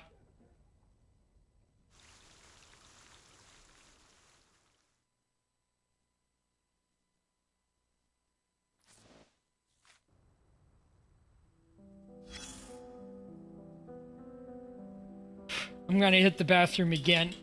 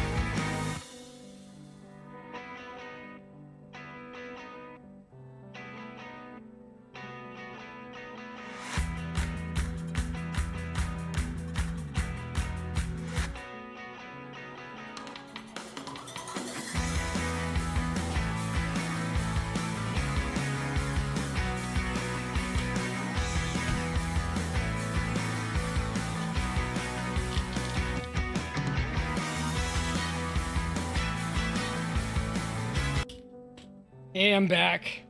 Looks like we got a little party in chat while I was gone. Chapter 6. Or no, we've got a intermission. Fool or genius? I sincerely hope returning time doesn't become some new form of competition. SPDM library card. Fiddler crab shape-shifting for dummies. File number F4312A. Marine Critter Biology Branch. Sonetto returned after 2 hours and 36 minutes. Yeah, I see. Go ahead. Thank you. Hans Lovis returned after 1 week. Cyril Amon returned the following day at the same time, abandoned practice, claiming to hear the sound of tsunamis in their nightmares. Lark von Stewart returned after 5 days and 6 hours. Merrill returned after 2 days and 3 hours. Librarian's note: aside from Sonetto and Merrill, all returns show claw marks along the spine and traces of salt residue.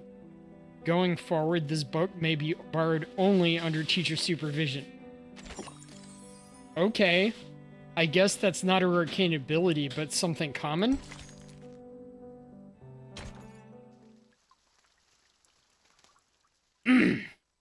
There's the chat arson.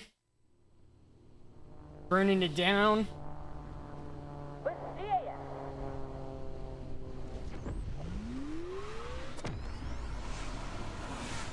Lilia speeds low across the plain, her newest flying broomstick model cutting a narrow V-shape through the grass. Lieutenant, we're losing sight of you. Then you better learn how to get your speed up to 214 seconds. A series of vague replies coming through the communicator, their voices strained as they struggle to catch up to their captain. According to the manual. The manual? That's for nerds. Are you nerds? Move into sprint formation and prepare to climb. Brooms up. Top.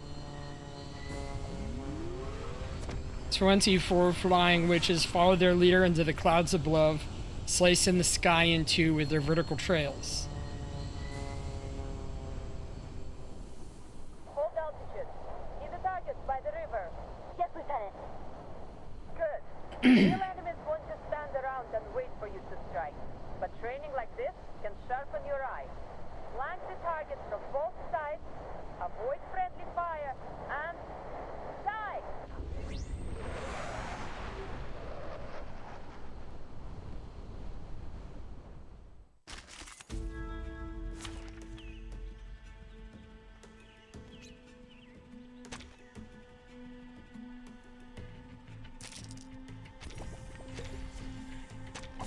Ich werde meine Pflicht erfüllen. I've got some sticks? What is this? If an enemy has airstrike guidance, unleash the Flying Witch's air support. Nice.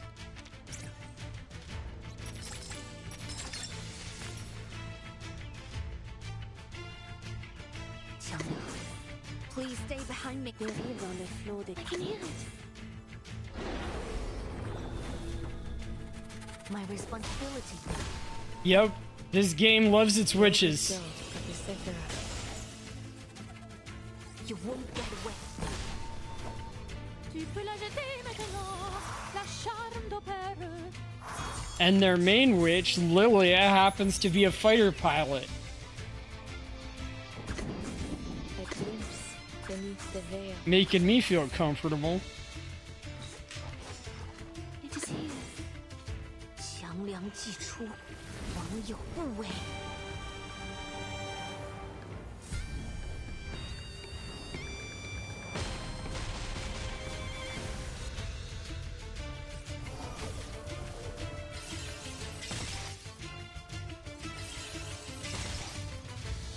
Cette en tout révèle les séphirotes.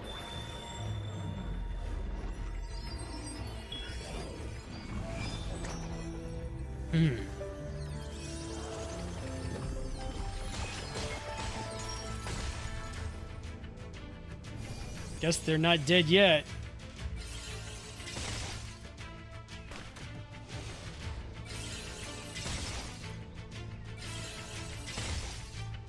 Listen, keep your eyes on the target. Hey, they make me soon as you feel hear the comfortable command. too. Wait, it's the Foundation's comms we're talking about. Scratch that. We'll use a flare instead. Open fire the next round up.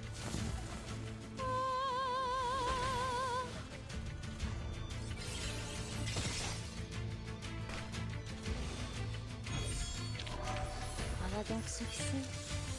Atteindre la fin. Non la prophétie, mais par mes propres mains.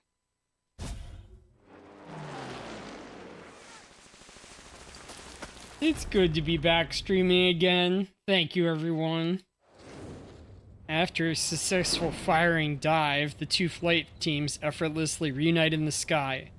They rendezvous, hover, and... The howl of engines quickly drowns out the commander's conversation as the flight unit descends on the open ground outside Tamarovka. Yay! With her feet firm on the ground, Lilia passes her broom to her second in command. Capitan! Oh, Commander! The swirling air surrounds her, air around her sends Lilia's pristine uniform fluttering like a flag in the wind. She walks toward the cavalry and Foundation leaders who stand at the entrance of the village, observing the training. New Aww. nice. Rookies aren't Thank too you, bad Onyx either. Kitty. Only problem is, they rely on the tech too much. Should spend a little more time on their arcane skills. Have to say, I never thought I'd wear a Foundation uniform. Wait. Don't tell me I have to follow the committee's orders from now on. Don't worry. You're still on Team Timekeeper. Your new uniform's just for easy identification. Or your actions flight captain. All right. You have some time to sharpen your little birds, but conflict rides fast. Work quick. Oh, it's obvious she's doing that, Ivan. The Foundation swore us enough fuel and ammunition for your entire unit. And more besides. You alone have access to it. No applications, no paperwork. Just go directly to the quartermaster. Nice. I'll make sure the rookies never step foot on the ground. Mr. Iranai said that this is the Esu Noi Nouveau Voyer combat debut. He hopes I to am listen not feedback- pronouncing that all the time. Well, it's faster, got stronger firepower, and better maneuverability. Basically, an all-round improvement. Haven't used it for long, though. Any major defects you know of? The price. 102 costs nearly triple the amount of an 01. Or even more. Who's paying for repairs? Me. The Esu Noi Nouveau Voyer assigned to you is the property of Team Timekeeper. Verton's rich. Okay. I'll do my best not to break it. Noon descends, the sun hangs tilted in the sky, casting an unseasonable dryness across the grassland. Yeah, but winter's always dry. It's just hot, that's the weird part. Aroma of simple meals drifts from the households.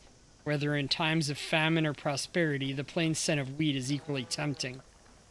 That is all. Dismissed. With the order given, the high-ranking officials outside the village drift away. Lilia turns to glance at the unit still holding position. Capitan, I need to go take care of the baby birds. All right. See you later, Lilia. The temporary captain of the flight unit turns away. Timekeeper. Anything I can help you with, Commander? Hungry? Come to my home for a meal, won't you? I'll send for your assistant too. My mother's stew could raise a fallen horse. She would love for you to try it. Nice. Yeah, you break, you buy, referring to the broom. A simple invitation, yet under the circumstances, its recipient perceives a subtle unease. Sorry. I was just thinking about something. Do you mean to say that your home is in Tamarovka? That's right. Will you come? The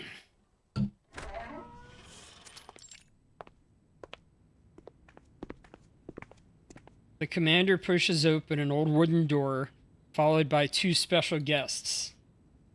Faint candlelight reveals a rope strung above their heads where dry vegetables and smoked meat should be hung, but now hangs bare. Mama. Vanyusha. Aww. Guests? Good afternoon, madam. I'm Vertin, timekeeper of the Foundation, and this is Soneto, my assistant. Oh, so you're the one. The elderly fails to hide her surprise. When Vanyusha told me there would be important guests joining us, I hardly expected them to be so young. Oh, I meant nothing by it, Rodnaya. Just the words of an old woman. Honestly, Vanyusha, you must tell me if you plan to bring growing young ladies to lunch. Miss Galena gives a sheepish look at the cabbage soup, hard bread, and smoked fish before her.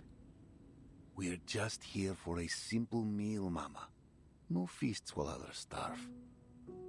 The meal looks delicious, madam. More than enough for us.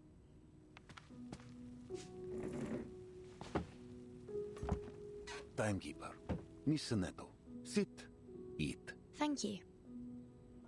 You will have to forgive me. This is all I have to offer at the moment.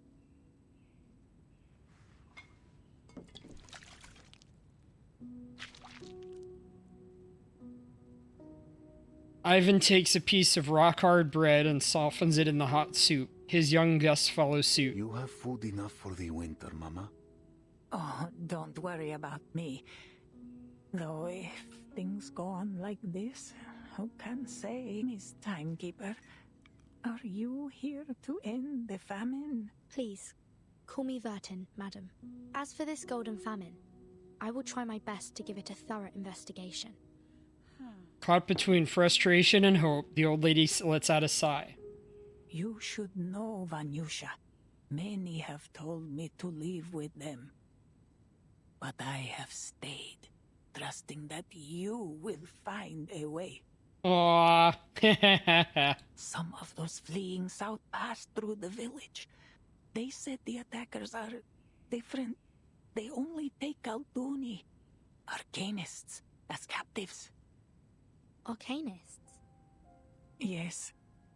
The poor things who refused to cooperate were beaten half to death before they took them. As for the humans, well... She simply shakes her head. But Igor's army would have taken humans too. Igor? Soneto, you must try this pickled watermelon. A spoonful of sour, dark red flesh is suddenly shoved into the chief assistant's mouth, stopping her from revealing any more. It really is delicious, madam. Quite different from any I've ever tasted. Might I ask how you made it? Ah, it warms an old woman's heart to hear such things. Nothing special, really. Though many underestimate the importance of the barrel. Ah. As Miss Galena steadily shares her years of time-tested method of pickling watermelon, they leave behind talk of these troubled times. The sounds of wooden spoons scraping against steel bowls mingle with chewing and swallowing.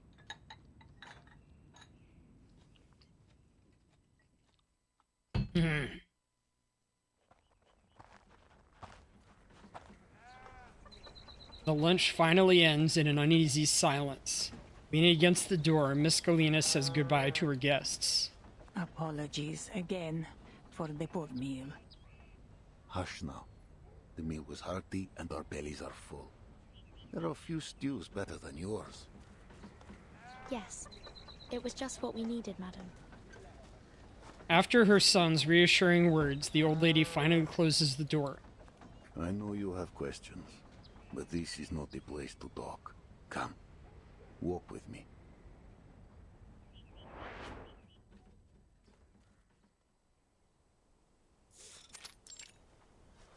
Outskirts of Tomarovka. Outside, layers of golden grass lap at the edge of the village like waves on a beach. How could Miss Galena be your mother? The directness of this question adds a touch of chill to the unusually warm air. The commander smooths a wrinkle in his collar. Timekeeper, You know the same pain, yes? To witness the storm take away those you love. We all do. If that face appeared again, full of light and life before your eyes, could you still your heart? When I saw her again, she was no longer my mother, but a teacher with no children, devoted wholly to her students. She never once left home. The reason for this phenomenon still remains unknown.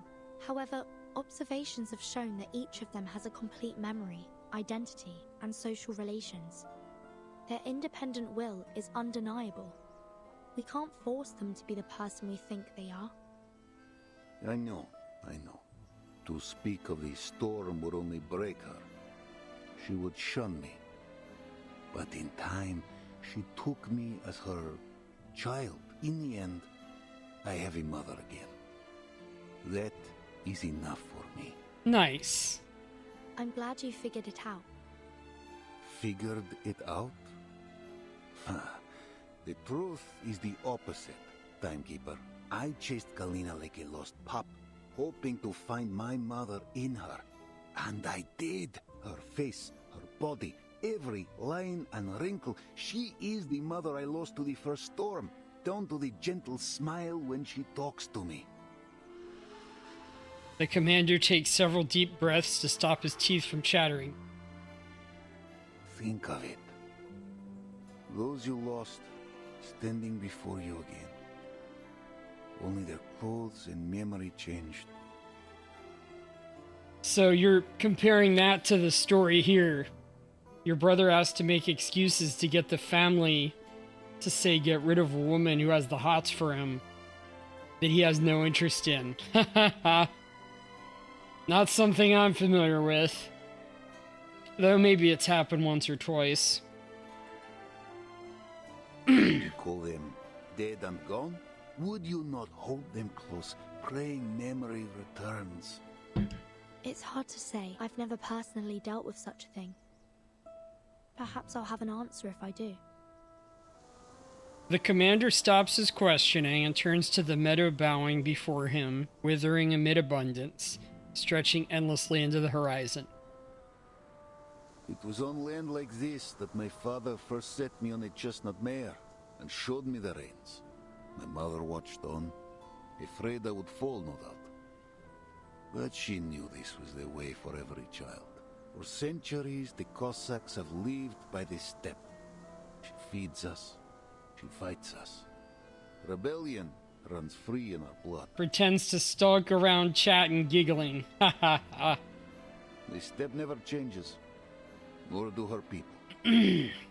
Sometimes I find myself asking, is this truly a false 1920? You, Timekeeper, you have lived through many eras. We will never wholly understand one another. From what I do understand, you are a survivor of the first storm. You've lived through all these eras too. I don't see the difference. True. Yet I am marked by my hometown. My own time long before the storm ever struck. I was forged a Cossack. And the Cossack I remain no matter the era. And you, Timekeeper? Which era is your home? Even 1999 must feel like another world to you. I do not belittle your path. I only say losing time and home leaves a wound in the heart. So you say pretends to stalk you around chat and giggling. Or you mean the part about your brother? Politics aside, I respect you. You are the Timekeeper, the master of all ages and all people. Many consider you a savior, and I? I am but a man with mortal ties. Zeno has every reason to keep me at arm's length. This is all the old Cossack has to say. He adjusts his windblown hat and makes to leave. Commander, wait. Yes? What more is there Yeah, to say? yeah, I get that. I have no power to change your decision. But I have a mission here. I need to know. Will you follow Zeno's orders and lead your army to Berograd? I will see you safe to the city and stand with you in your mission. This I swear. I understand. Commander! They turn back to see a figure rushing toward them, arms flailing. Commander! What are you doing out here? I thought you were at home. What's the matter? They got too drunk. A brawl's broken out. Oh, another fight. I was wondering when that would happen.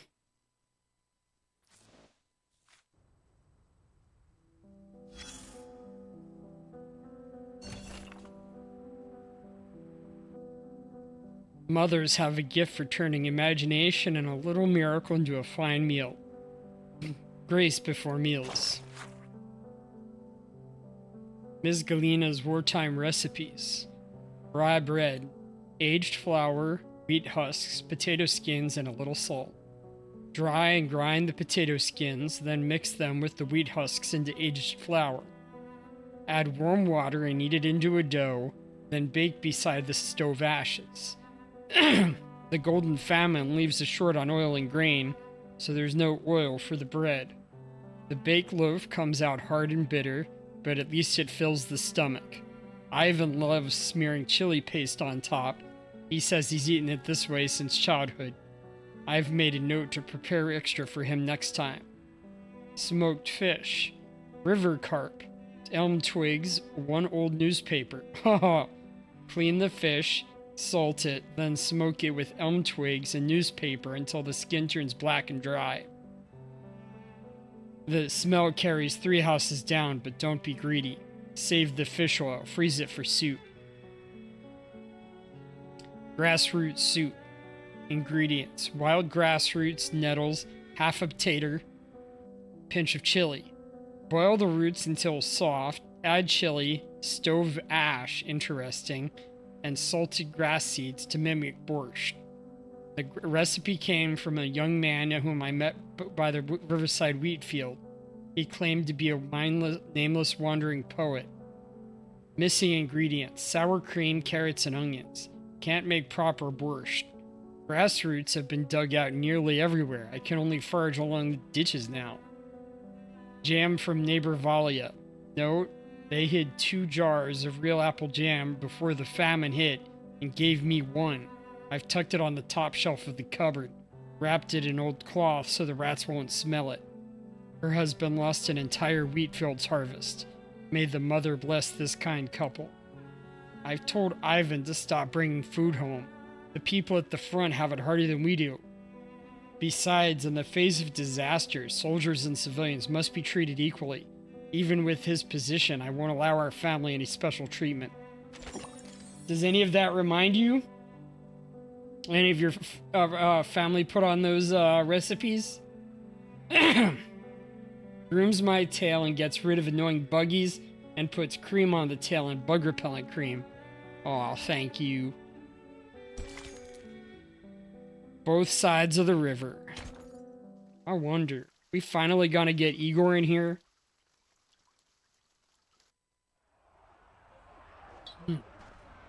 Yeah. Several young men in Xeno cavalry uniforms surround the house, along with some boys not yet old enough to serve. Hey, welcome in, Sizer. We're just having some fun with Reverse 1999. Recovering from a sickness, so my voice isn't sounding great. Yeah. Are you familiar at all with Reverse 1999? Besides this, I play a lot of gacha, a little bit of story games and visual novels, like we just started Danganronpa. I also like doing platformers and stuff. Why the filter? Wait, what filter? Oh. Yeah. A boy and a girl are trapped at the doorstep. I was wondering if he hit the chat filter, but no. Trapped at the doorstep. Judging by their resemblance, they're siblings. The brother is covered in blood. Let me check and make sure. I might have turned on something.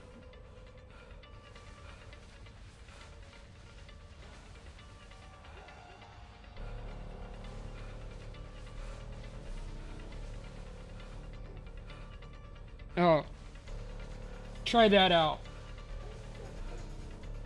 A knight stands at the circle's center, the only barrier between the cavalrymen and the two children. Who's next? This has nothing to do with you, outsider.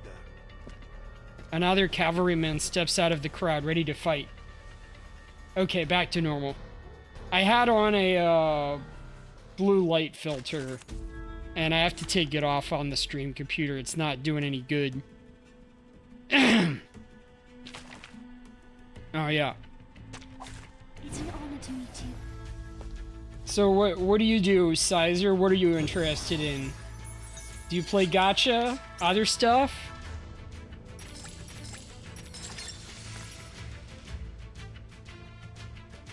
It is here. I can hear it. Let me handle the pain. It is here. Restraint is part of the training. Please stay behind me. So I need to get 2 attacks from the Yang Yue out so she can start up her ultimate, which is really powerful. Awaken.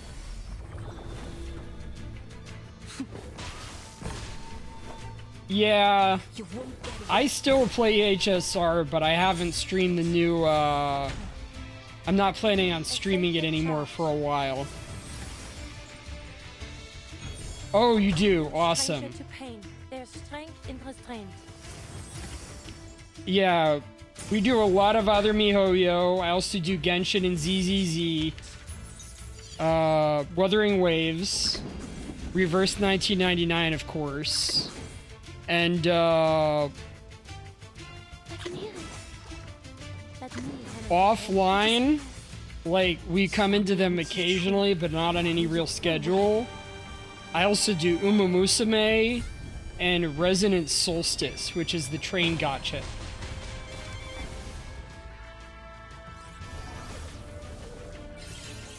Well, welcome in.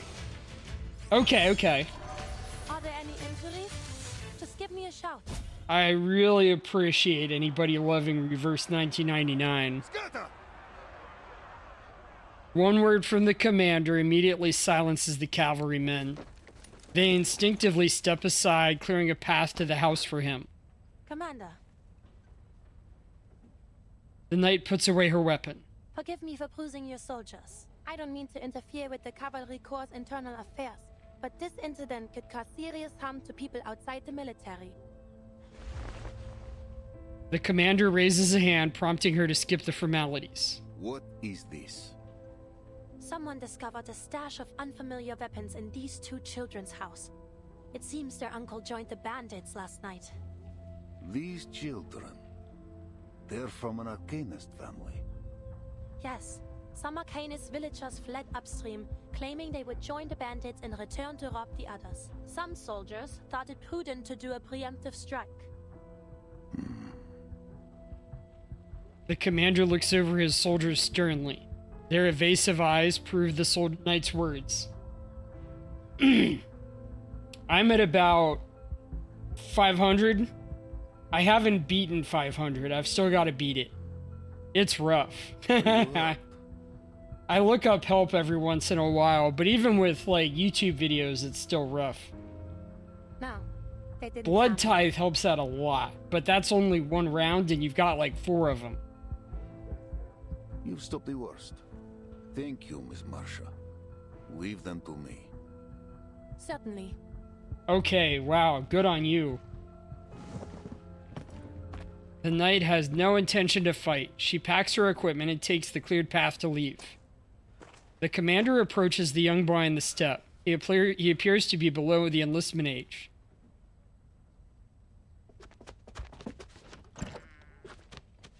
The commander tries to say something, but only sees refusal in the young boy's eyes. He gives a gentle gesture for them to enter their home.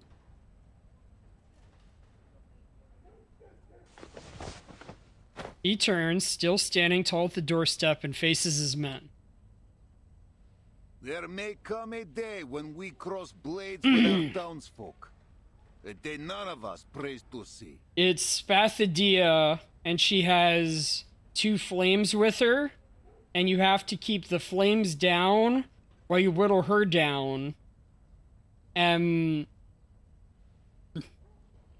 has some really fine mechanics you have to deal with, and balance it all together. This war will scar us. It will scar our children. Our children's children.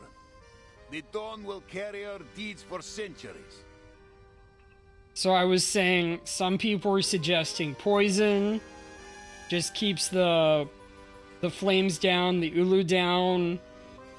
I wasn't able to get that working, but it sounded cool. My Liang Yue is decent. I was thinking I could use her, but I wasn't able to get that working well enough. A lot of people are suggesting, hey, you need to have Getian and Kornblum in there, but I wasn't able to figure out exactly how. Those who take up arms with bandits are our enemies. And we will answer with bullet and blade.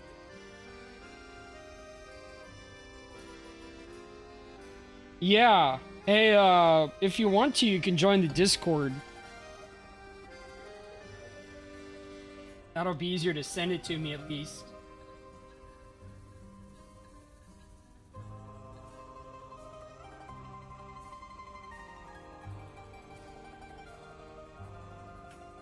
I don't have a command yet. Try that, though.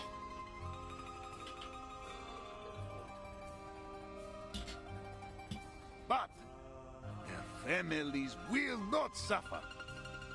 They are our people. Her people.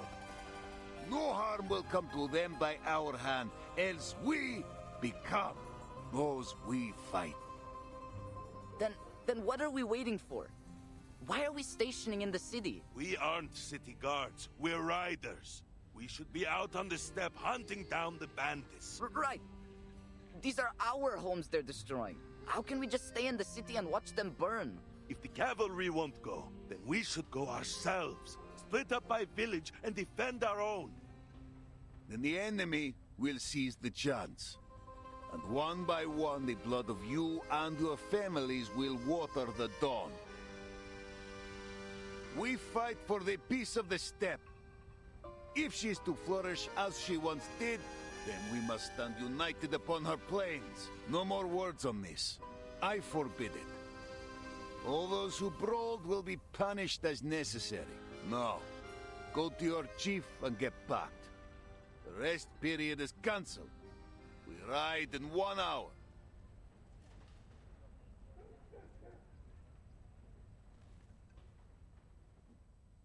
Ouch.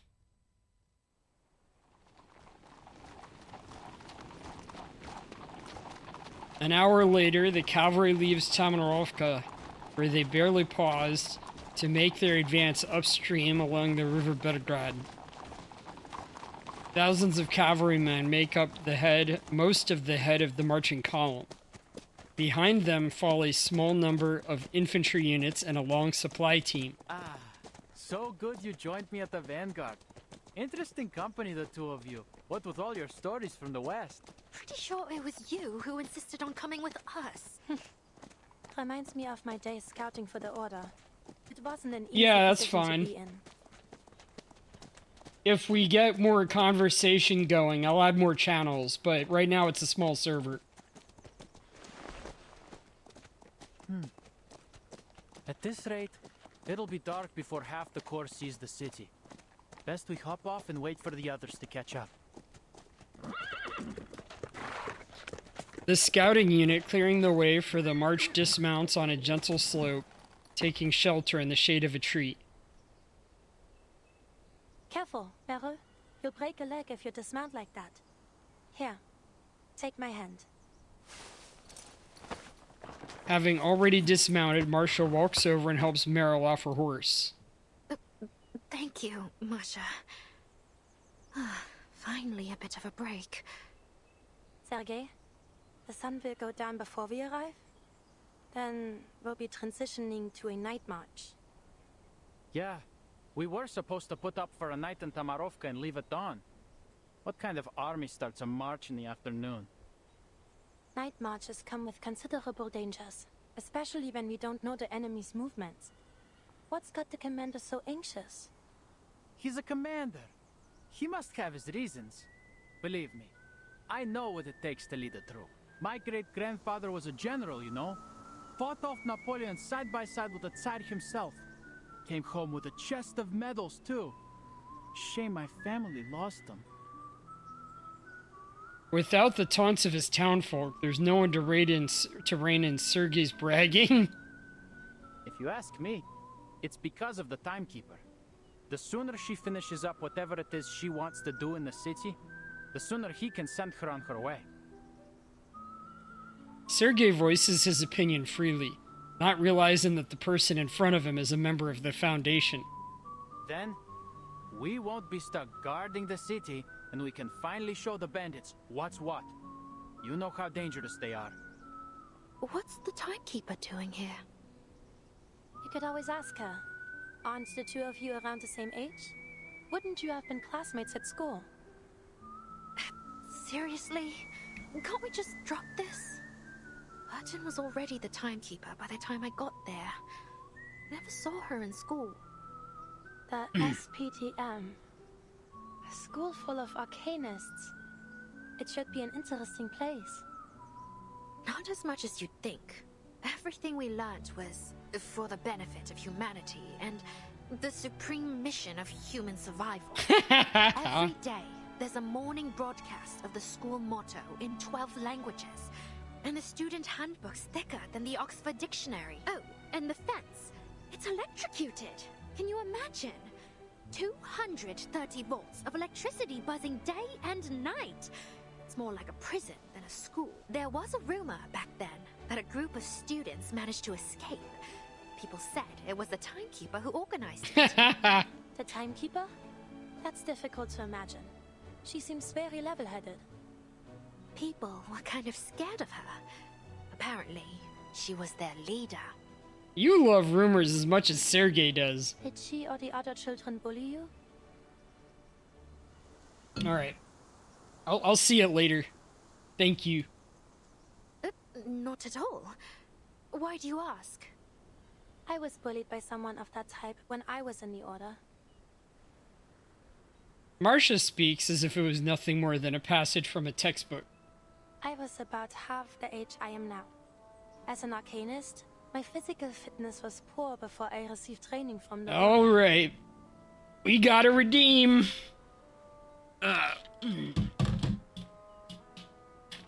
Stretchy, stretchy.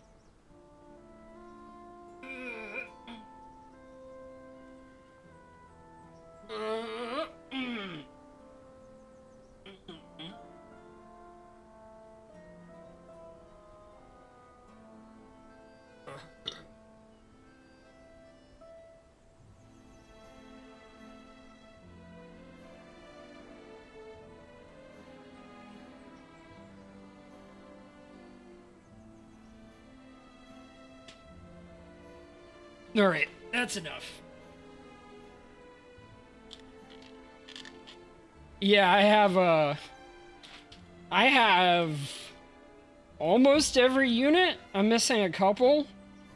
I do have like a Resonance 15 Kikania, and a lot of people like suggesting Kipperina for this stuff too.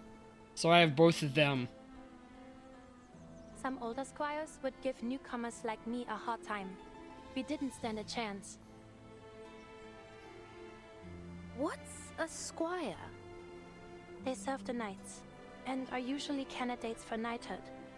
Newcomers take on menial tasks. Yeah, while I they did. study the arcane skills Stretch it of real the Order. good. Those who master them become squires. Wow, and you ended up a knight. Did you train thinking you'd go to war? War. I had always pictured it as something far off. A legendary battle of dreams and ideals. Until it broke out. I'm no longer so naive. You must have taught those bullies of yours a lesson, right? Marcia's mouth curls into a mysterious smile. Very few squires All right. have entered knighthood. Yeah, I have almost every unit. So if you want, I can go through like just show you the whole stuff after when we get a chance. I've been playing since the beginning. All right. A couple of them have Better not let the okay, teams lounging nice. around. I have her. The weakest part of my teams is going to be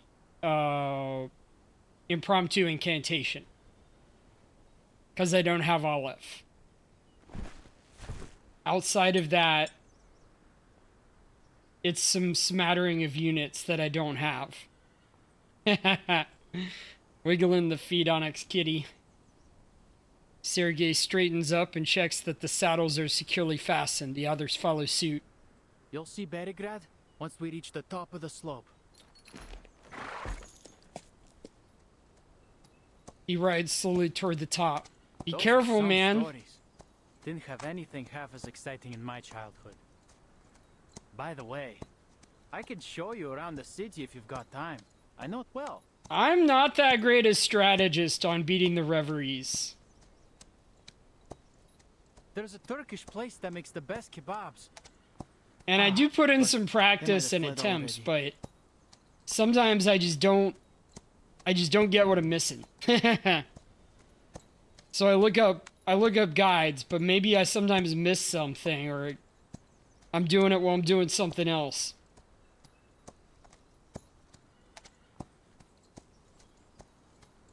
Leading the way, Sergei quickly reaches the top of the slope. Behold, the dawn's great. What? Sergei pulls hard on the reins, stopping his horse before the crest. What's wrong? Wait, am I seeing things? Why are there so many people outside the city? They ride up to his side. A dark crowd forms a wall across the cavalry corps route to Bittergard. This is an army. They're blocking the entrance. What? At this time of day? Sergei, tell the commander to halt the march. Merle and I will stay and observe their movements. Go. All right. All right. Getting some real action here. Outside Baragrad, did you get a clear look? Bandits or other forces? I'm not sure, but they're definitely not bandits. There are too many of them, and I think I saw armored cars. Oh, and a banner with a griffin on it. A griffin. The commander's brow darkens. Hold all regiments. Hold the advance and take the high ground outside Baragrad. Do not engage. Yes, Commander. The temporary liaison rushes off. The commander turns to the solemn chief of staff and flying witch captain at his side. A griffin. Igor's banner. So he's here. Just outside Birigrad. Only half a day's march away. Our orders are to enter Birigrad. If Igor blocks our way or tries to attack, we have reason to engage. Ha ha ha! But the city and its people may already be under his thumb. Or it's somebody else using his banner. If the upstream villages truly were pillaged by his hand, then he may threaten us with the lives of Berograd's people. The commander's hand instinctively reaches for the gun at his waist. The cold metal calms his nerves. Lieutenant Lilia, your unit will confirm the number and formation of Igor's army. Retreat if attacked. Suffer no losses. On it.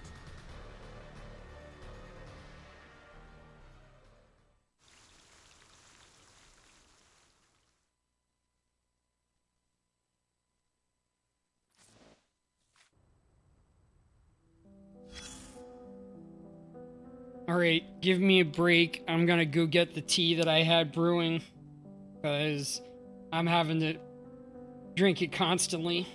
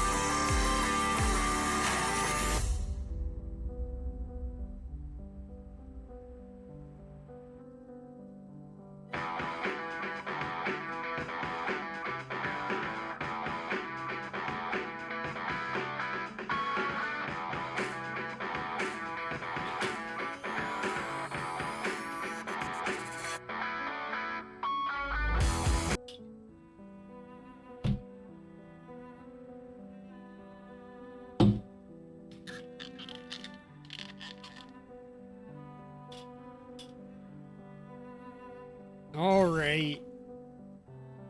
Claim notice. The crumpled drafts in the bin prove how much thought she put into this.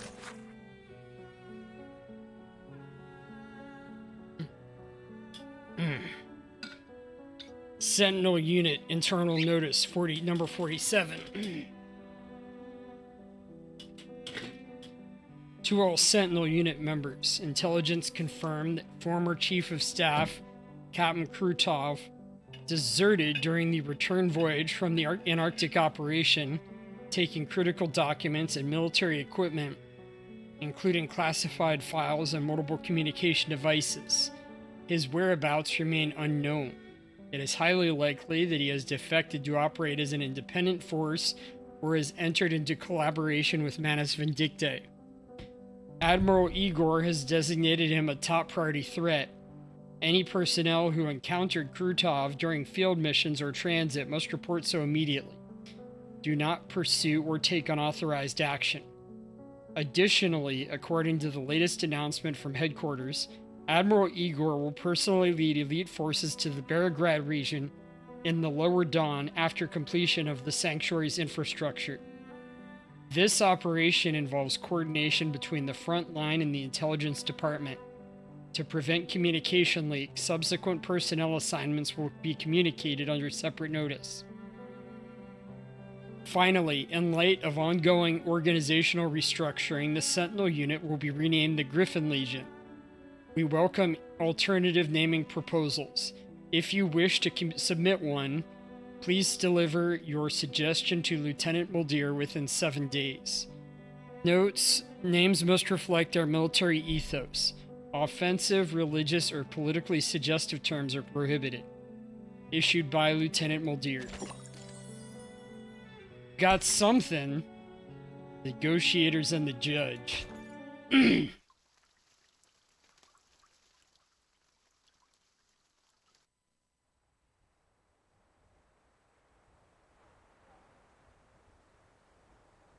A shallow valley separates the two armies. The wind stirs seeds and dust. The war horses grow restless under the eerie silence. I'll be damned. It's really him, Igor. After all this time, he just shows up here in Beregrad? What's he trying to do exactly? Whatever it is, he should do it soon so we can end him. I bet he wants to take his chances against us, too. Not so fast. You know Igor parted ways with Manus Vindictae after the Antarctic operation. Are you on that traitor's side? He parted ways with us, too. The roar of broom engines on their return flight briefly drowns out the quarrel below. All right. Quit your bickering. The flight unit's back. It's all up to the commander now.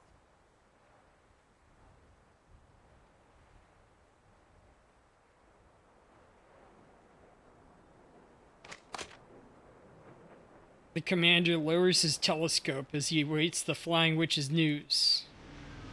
Lilia emerges from a whirl of dust stirred up by the Subi. Status. It's weird. It's Igor, all right? Triple ace and all. But they didn't attack. I flew low, too. Even looked eye to eye with the soldiers. But they still held fire. As for the city, there's no signs of damage. Or of Igor's men. His soldiers are all outside the city? Yeah, got his main force positioned along the main road to it. It's like he wants us to see him. He wants us to see him. If he wanted to stop our advance, capturing the city would have been the best bet. It's almost like he's welcoming us. The commander raises his telescope again. This time he spots a soldier riding out from Igor's army. What? The messenger crosses the ground between the two forces, drawing closer to the cavalry. His rebel uniform causes quite a stir. Calm yourself, Lieutenant. A rider must assess the terrain before he takes to a gallop. The commander holds fire. The messenger reaches the cavalry formation and approaches the commander, escorted by a guard. Is it Muldir? Commander Ivan Ivanovich. This dude. It's been a while. A long time indeed. What message do you bring, Ptolemy? The messenger stares straight into the commander's eyes, intent on carrying out the mission entrusted to him by his father. Admiral Igor wishes to talk with you and the Timekeeper, who is currently under your protection. There's something important he wants to discuss. About Beregrad, the Dawn, and the Timekeeper's mission.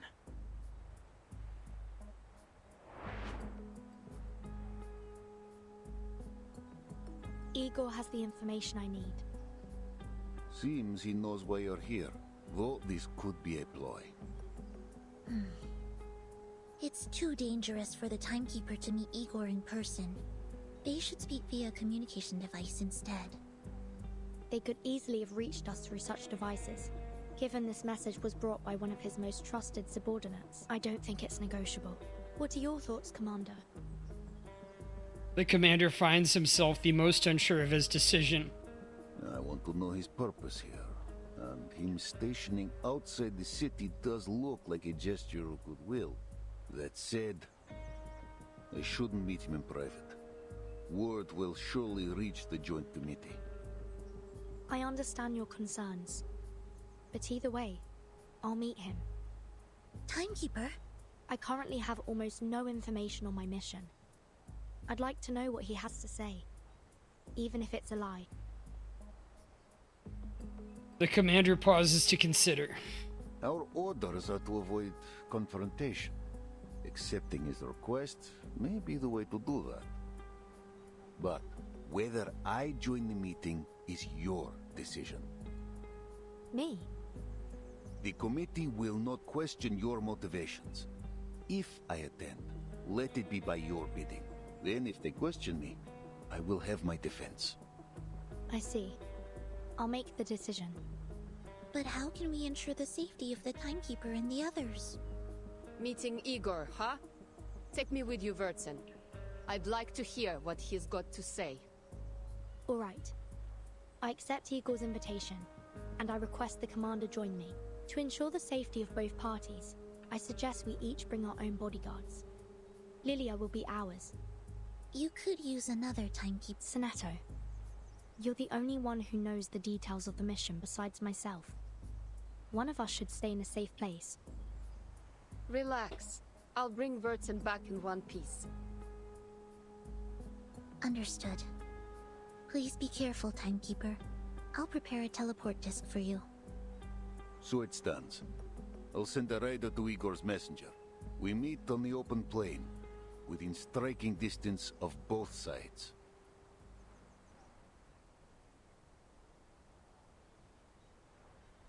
In that space between the armies, the air seems to tighten under the antagonist. Tens of thousands of eyes are fixed on the few figures.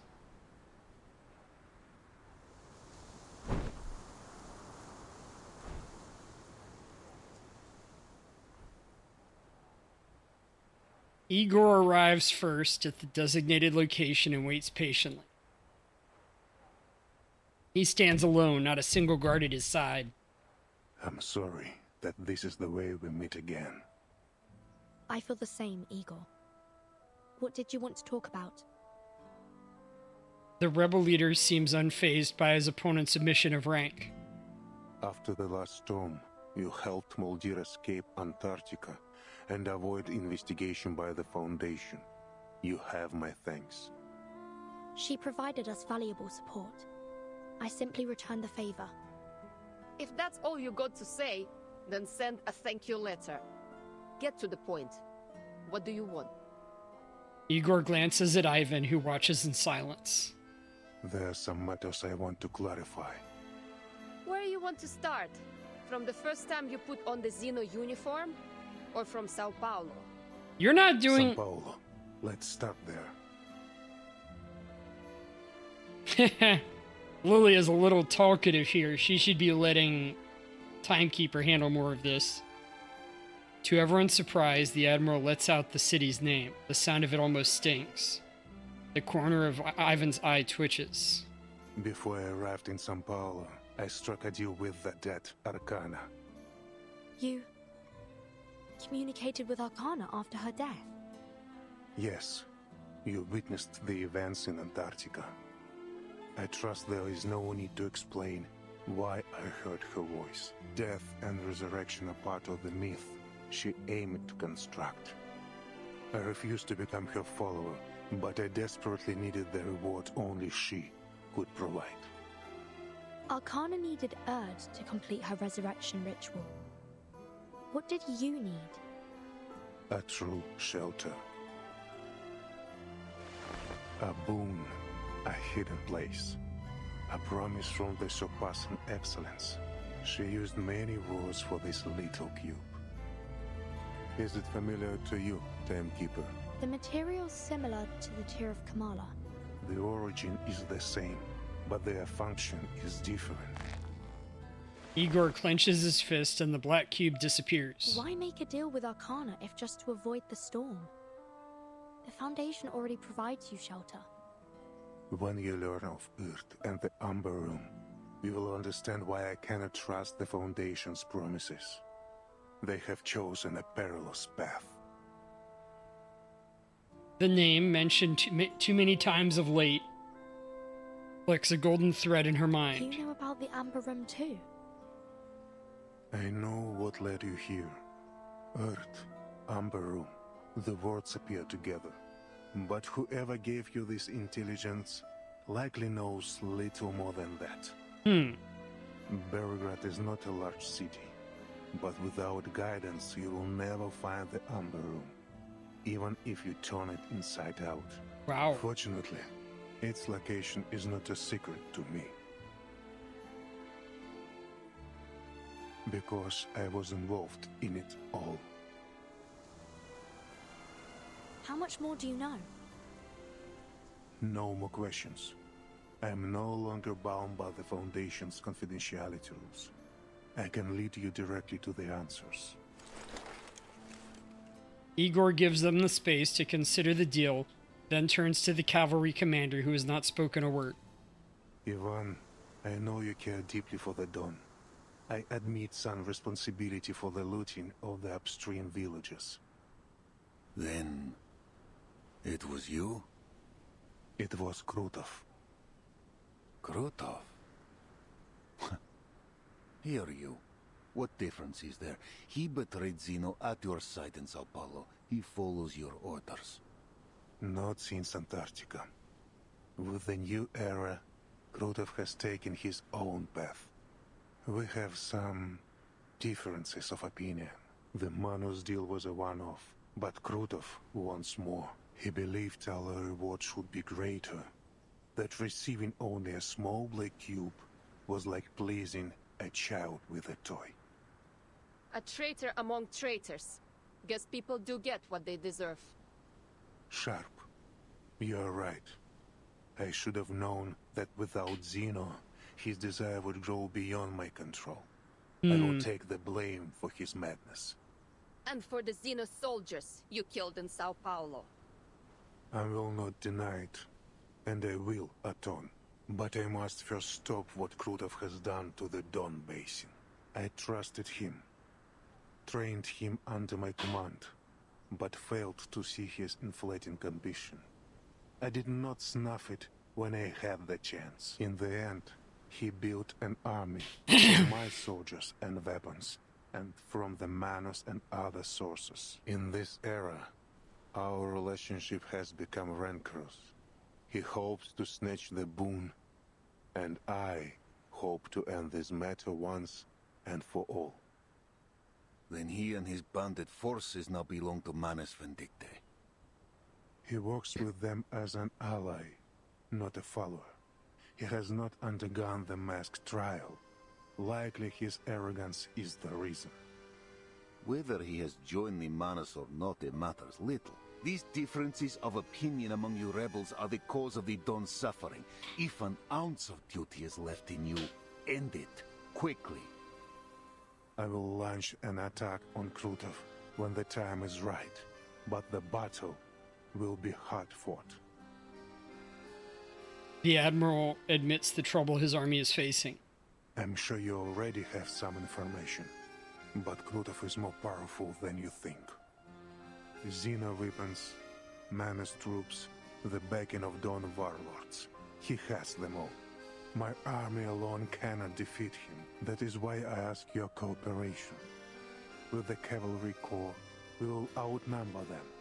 We will have the advantage.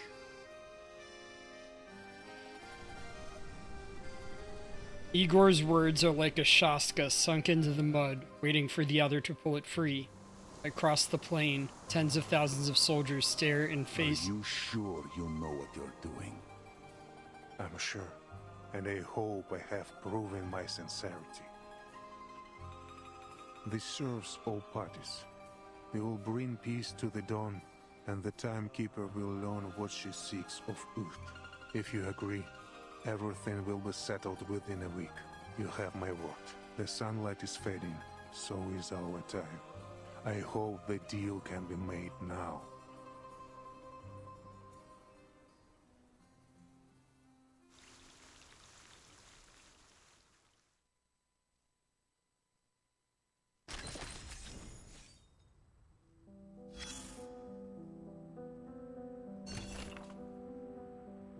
Alright, bathroom break.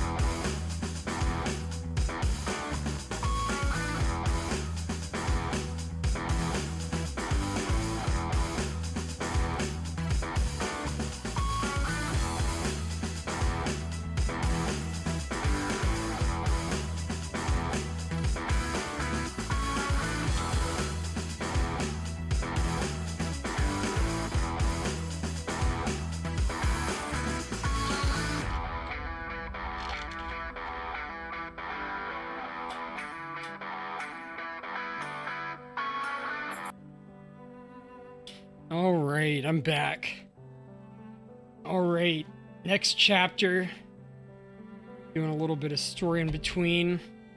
Words are like stones beneath the river, catching the sunlight and guiding the current. Let's decrypt.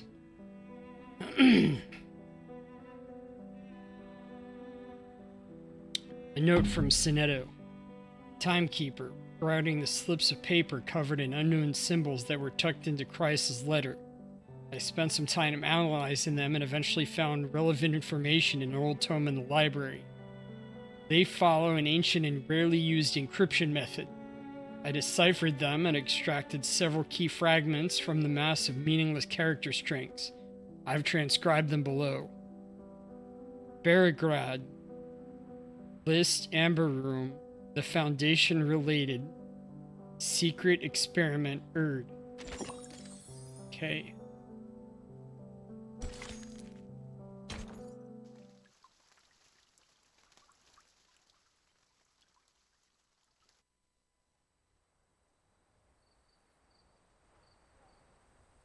Under the cover of night, the Xeno cavalry corps resumes its march toward Beregrad. The Griffin Legion holds onto position by the main road to the city. Both armies remain on high alert. Alone on the fields comes the slow crunch of 2 pairs of heavy boots. It must have taken some convincing, especially with Sternova.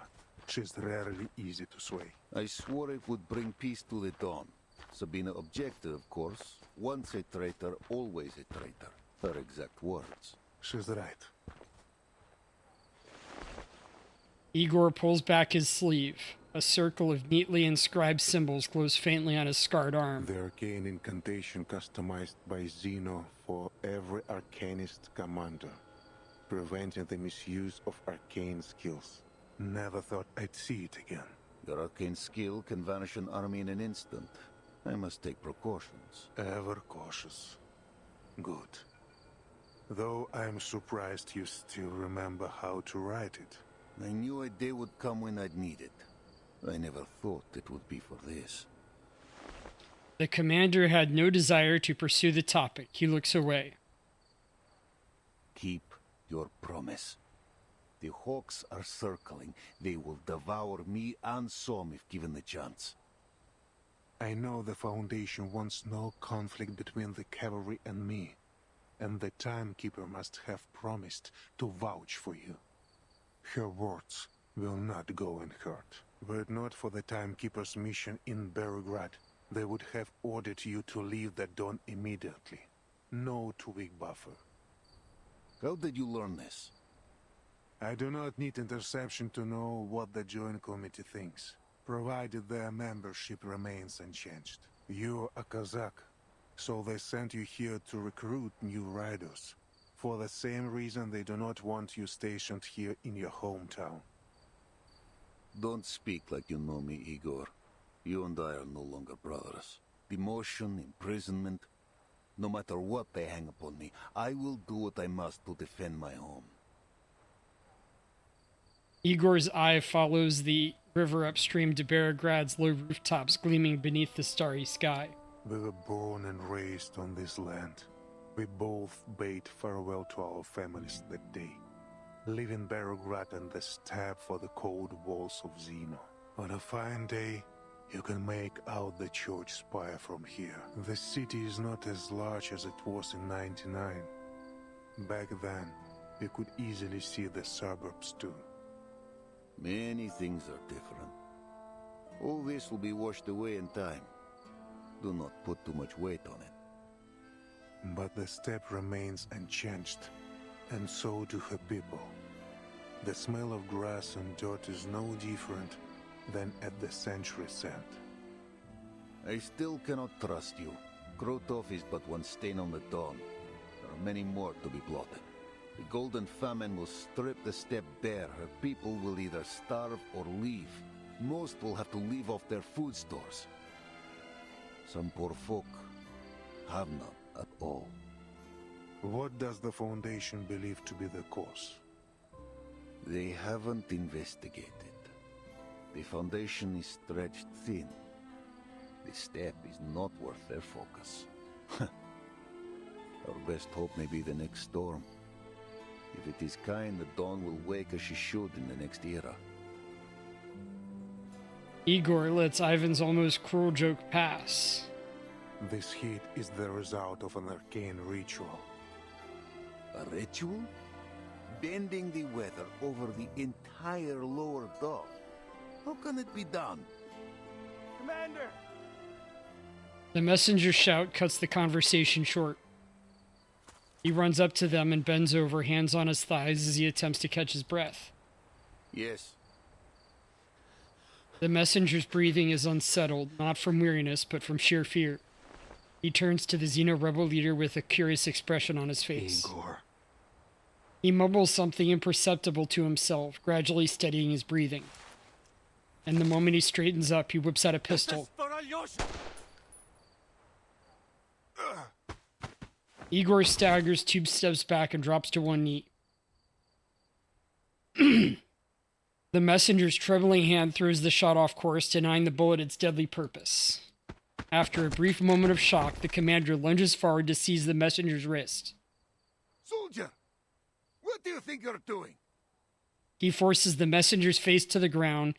He tastes the dirt of his home with every word he roars. Alyosha! My brother! You killed him! You killed him in Sao Paulo! Why did you do it? Because he wasn't an arcanist? Because he wouldn't help you cozy up to the menace scum? No one answers. Besides his struggling, the knight returns to silence. Your commanders may execute any soldier who sabotages the army's strategic goals as a traitor. This is Xeno law. Igor rises slowly and grips the military identification bag hanging against his chest. A dent remains where the bullet struck. He is as calm as the silent Knights of the Dawn. He steps forward and kicks the fallen pistol away. Let him go. This is my army. You have no say here. Not far off, a few war horses neigh. Torches quickly light up the night dark like street lights. Let go of me! The messenger struggles free of Ivan's grasp, rolls down the slope, and vanishes into the marching column.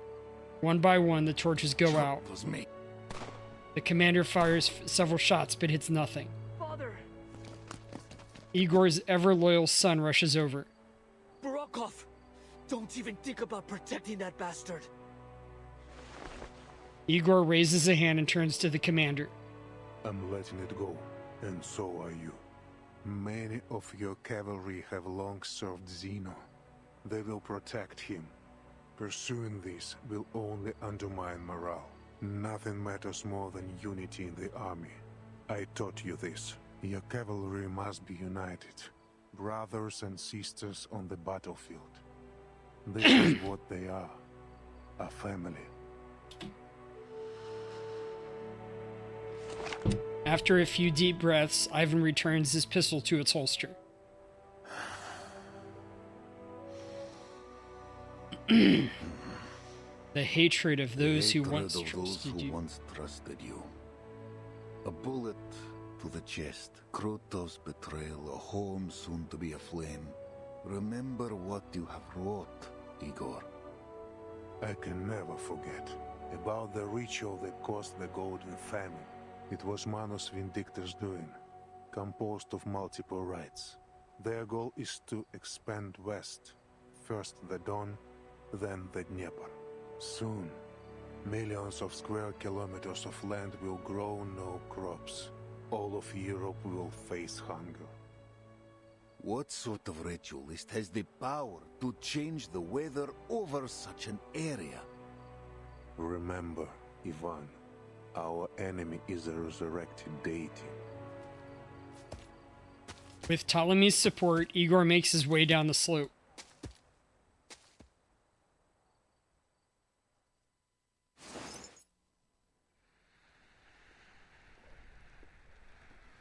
Keep breathing.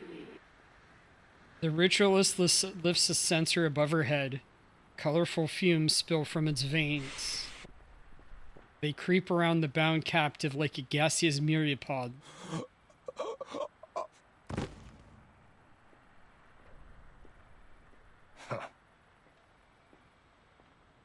Krutov raises an eyebrow of contempt at the horrifying display.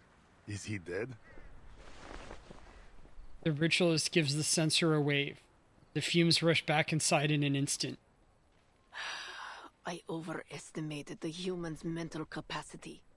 Next time, I won't make the same mistake. Why not bring them to the iceberg? Or do you aim to monopolize the fruits of the experiment? Every glorious achievement is hers. The ritualist answer is vague. Krutov waves a hand, signaling a soldier to drag the body away. I have no time for your little experiments. My army departs for Beregrad in 2 hours. Beregrad? The news clearly catches her off guard. We will eventually conquer the city, plunder it of its wealth and vitality. But departing now, you say? There were no such orders from the iceberg. Starvation will be our enemy's end. She entrusted me an army and the power to deploy them.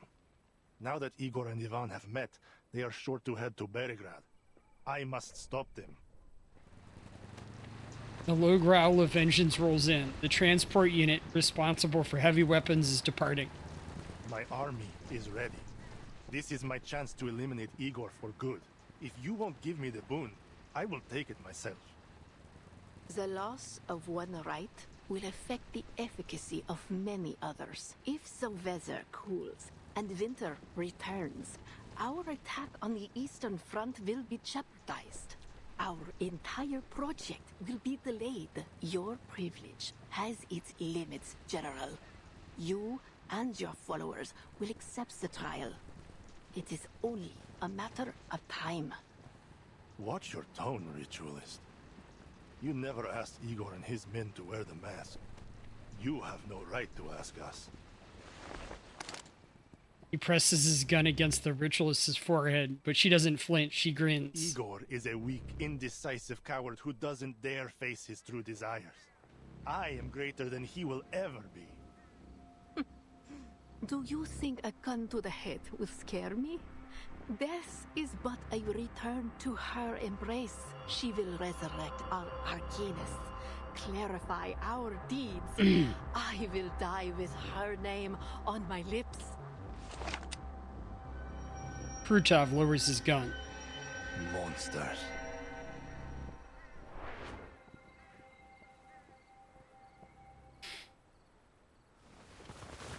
He looks on as one of Krutov's soldiers drags a fresh corpse from the camp. For the man who is already dead, this moment feels closer to withering. How many more will die for this? The soldier glances at him. Without a word, he lowers his head and walks away. Sharon feels a stronger pressure closing in on him. They die because of you, Charon. The decision was yours. Charon turns back. If joining you will teach you to respect life, then I will do so. But it is unclear what difference my choice will make. These people will still die by your hand, only for another cause. I am not so deranged as the Manas. I simply value efficiency. If you are not one of them, if you detest their behavior, why do you work for them? They work for me. These lunatics know nothing of military tactics. They simply point in a direction and let their entire force loose. Krutov pauses. What similarity could I possibly have with them? You both start wars, bringing destruction and bloodshed wherever you walk. Our purposes are different. It doesn't seem so different to me. A pity you have to go. It's rare I meet someone worth more than a few words of conversation. Charon fails to grasp the implication behind Krutov's words. He only sees a soldier approaching with a black horse. Andreas.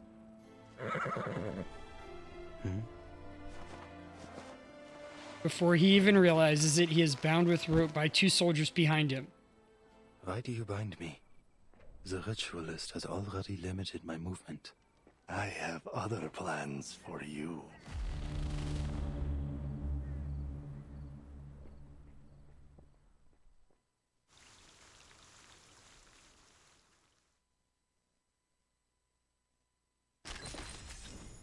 And we'll probably get through 10 and then stop it there. Chapter 10, Legacy of the Era. Part 10, part of Legacy of the Era.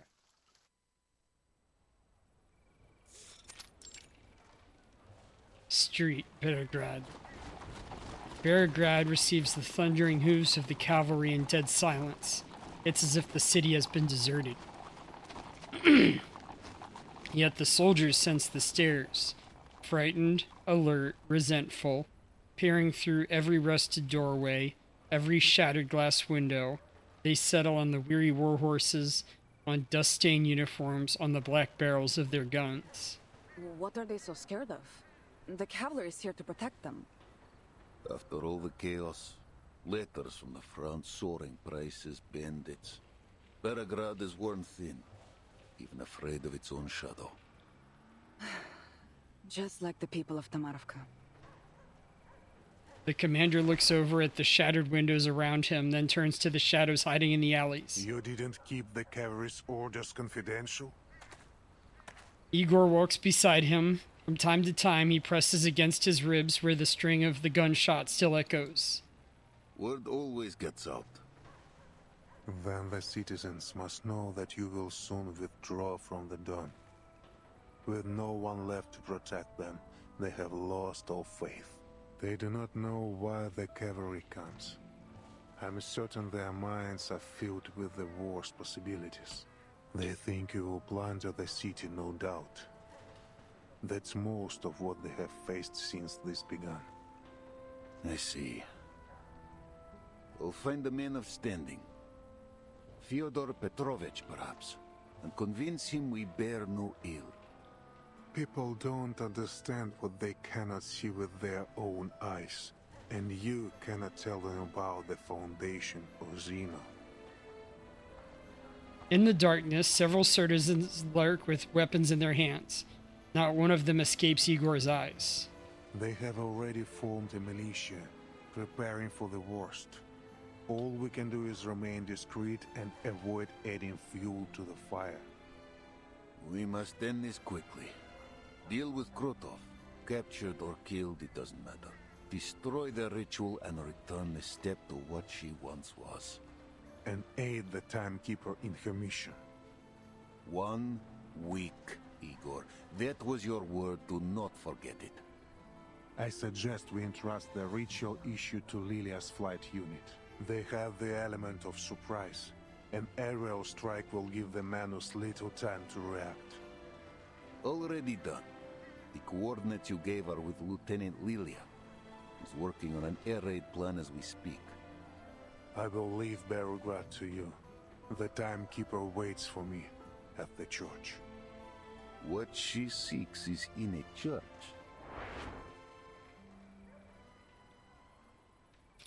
Lilia brings her broom to a stop outside a church. This church is unremarkable among the many others in Beregrad. Medium-sized and without a distinctive dome. Only its position sets it apart. It stands on higher ground, giving it a clear overlook of the Golden Plains. What kind of church is this? Place is abandoned.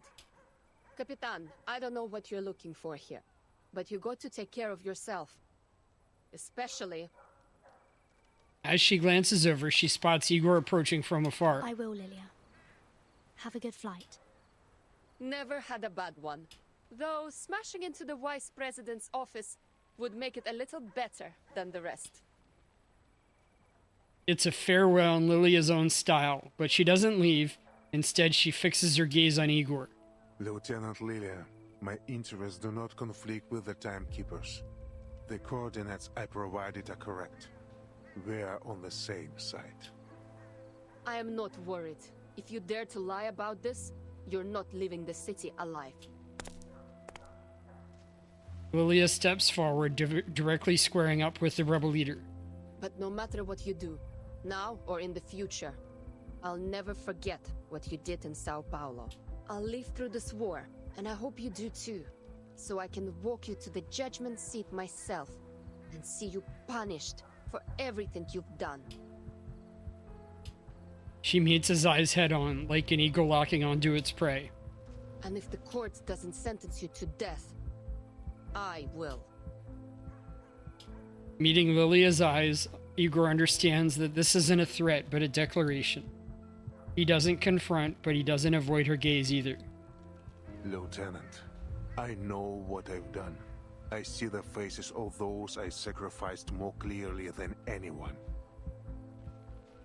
A suffocating stillness settles across his face. I look forward to my judgment day. So do I. Lilia mounts her broom and takes off. Igor watches as she rises into the sky and rejoins her squad. He lowers his head. Let's go, Timekeeper. What we search for is underneath the church. Underneath? As there is change, so do landmarks. There was a time the Amber was buried beneath the market even. The church's cellar is deep, near the periphery of the Amber Room. Ptolemy led the digging of the simple tunnel between them. Just as they are about to set off, Sonetta lets out her anxious hesitation. Timekeeper, are you sure you want to go down there alone? It's all right, Sonetto. Only Igor and I are allowed in the Amber Room. That was the deal. You and Marsha can just wait for me here.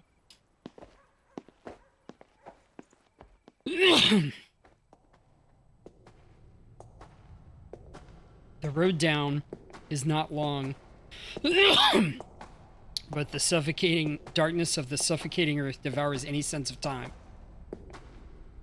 Guided by the lingering scent of gunpowder from Ptolemy's excavation, they move toward a faint point of light in the distance.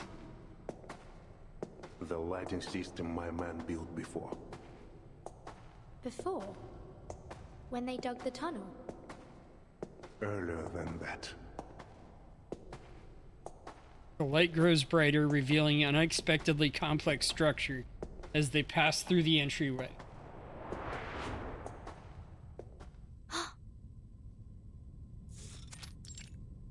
Metro Station Beregrad. It appears to be a vast subway station or some grand theatrical stage. Whether or not an ode has ever been sung there is clearly not something that would have been built in this era. A metro station? Looks like Cold War period. What's it doing here? It's because of the Amber Room. The range of its storm immunity expanded, covering the station. The immunity range expanded?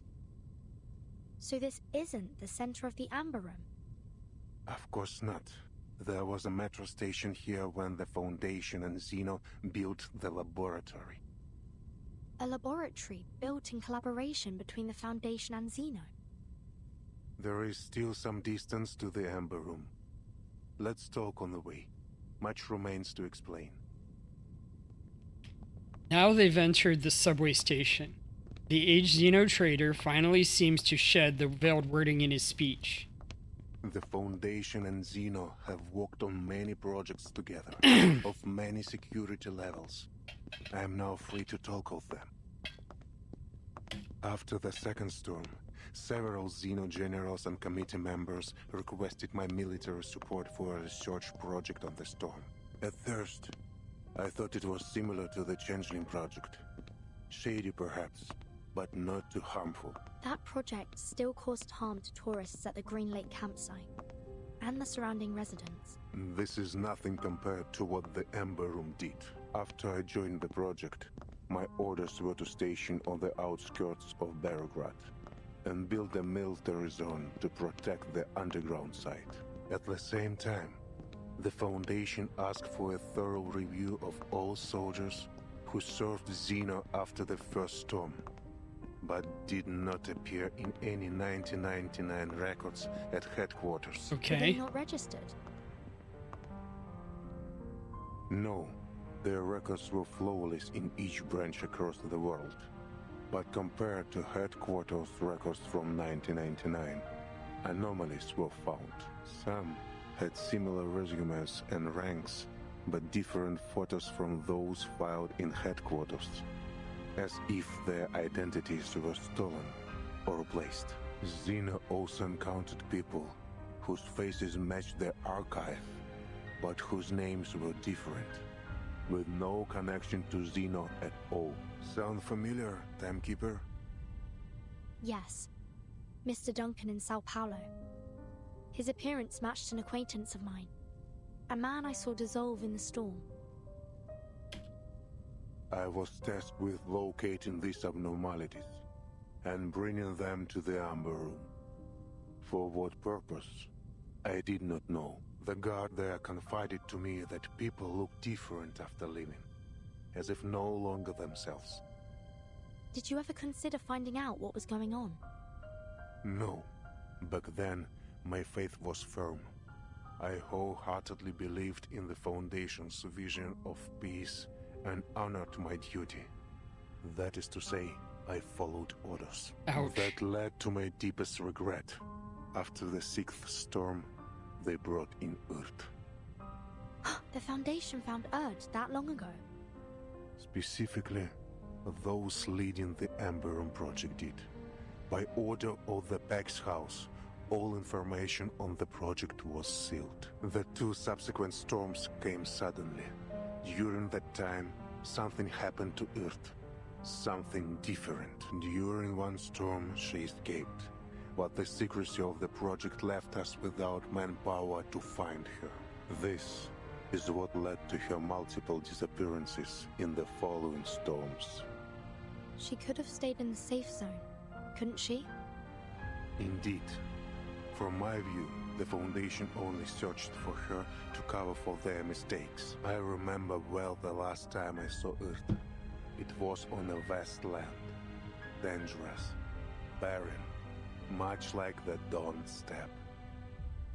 In Antarctica? That was Dr. Doras. I talk of Earth. When I saw her in Sao Paulo, I knew her at once. Both by her appearance and by her unique, calm bravery. But Dr. Doras was not the woman I knew in 1999. She was lost. A soul trying to reclaim memory and identity. In other words, the last time you saw the Urd you knew was before the first storm? Correct. In 1999, the year the first storm rose rain from the earth. This is the second event I want to tell you about. At that time, our army stood ready in Kazakhstan for a war none had ever seen before. Miss Earth, the army is combat ready. Thank you for letting me know, Admiral. At the moment they start the ritual, they'll be their most vulnerable. I need to be close to its center at that time. Understood. You know what you are doing. I believe in you. Their defenses are weak. There is no need to worry, Miss Earth. Everything will go smoothly. I'm not worried about myself. I'm worried about her. You mean your daughter? Yes. She's still too young to understand all this. The SPDM will take good care of her. The Foundation made the same promise. I suppose it's the only way.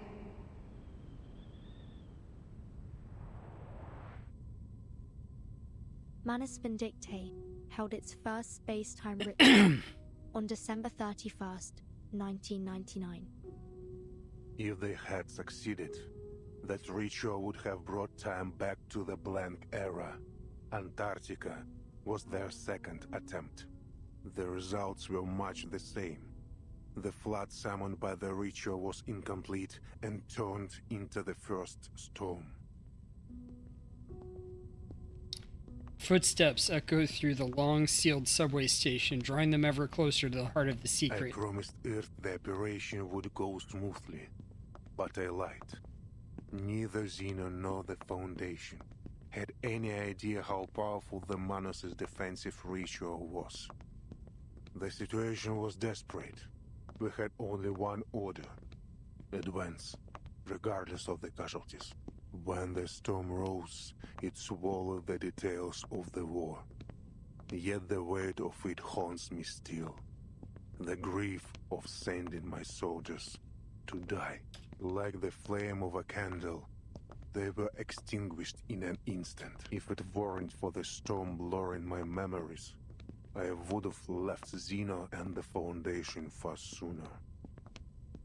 The subway station ends, and ahead of them lies a broader space, where white light and air pour in. Then what ultimately led to your betrayal? Igor halts and turns down at an obscure door at the end of the corner of the hall. We've arrived. It's carved from the same smooth marble as the surrounding wall, its outline only perceptible upon close inspection. Unobtrusive, unremarkable even, but ever so mysterious. It was the Ember Room project. It showed me the Pax House's arrogance.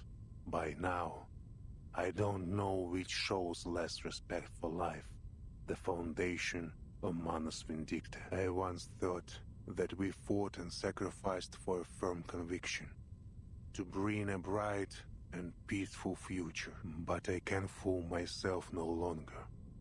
The Pax House may aim to build a peaceful future for both humans and Arcanists, but their means are no longer justifiable. And with Arcana as she is, this is a war for gods.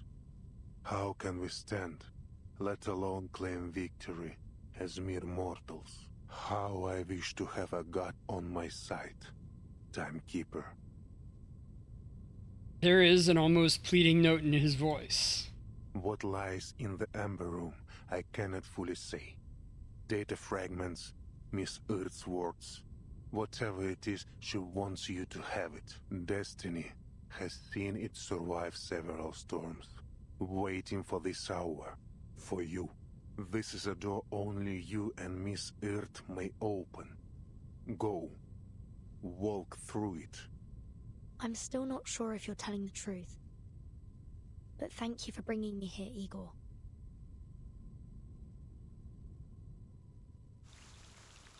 Wow.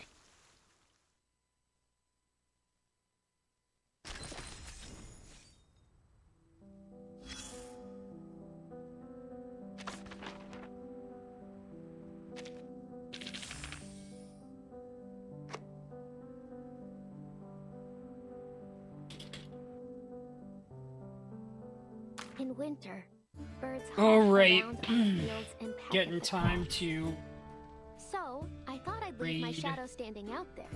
You know, to scare them off. But every time I lay down, it does too.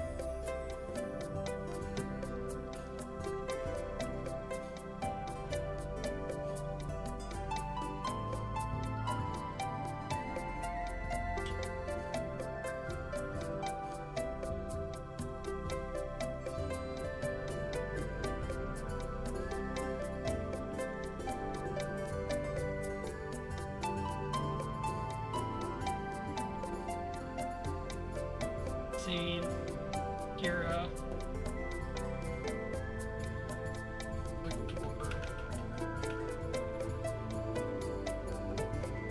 first 1999 streamers tonight.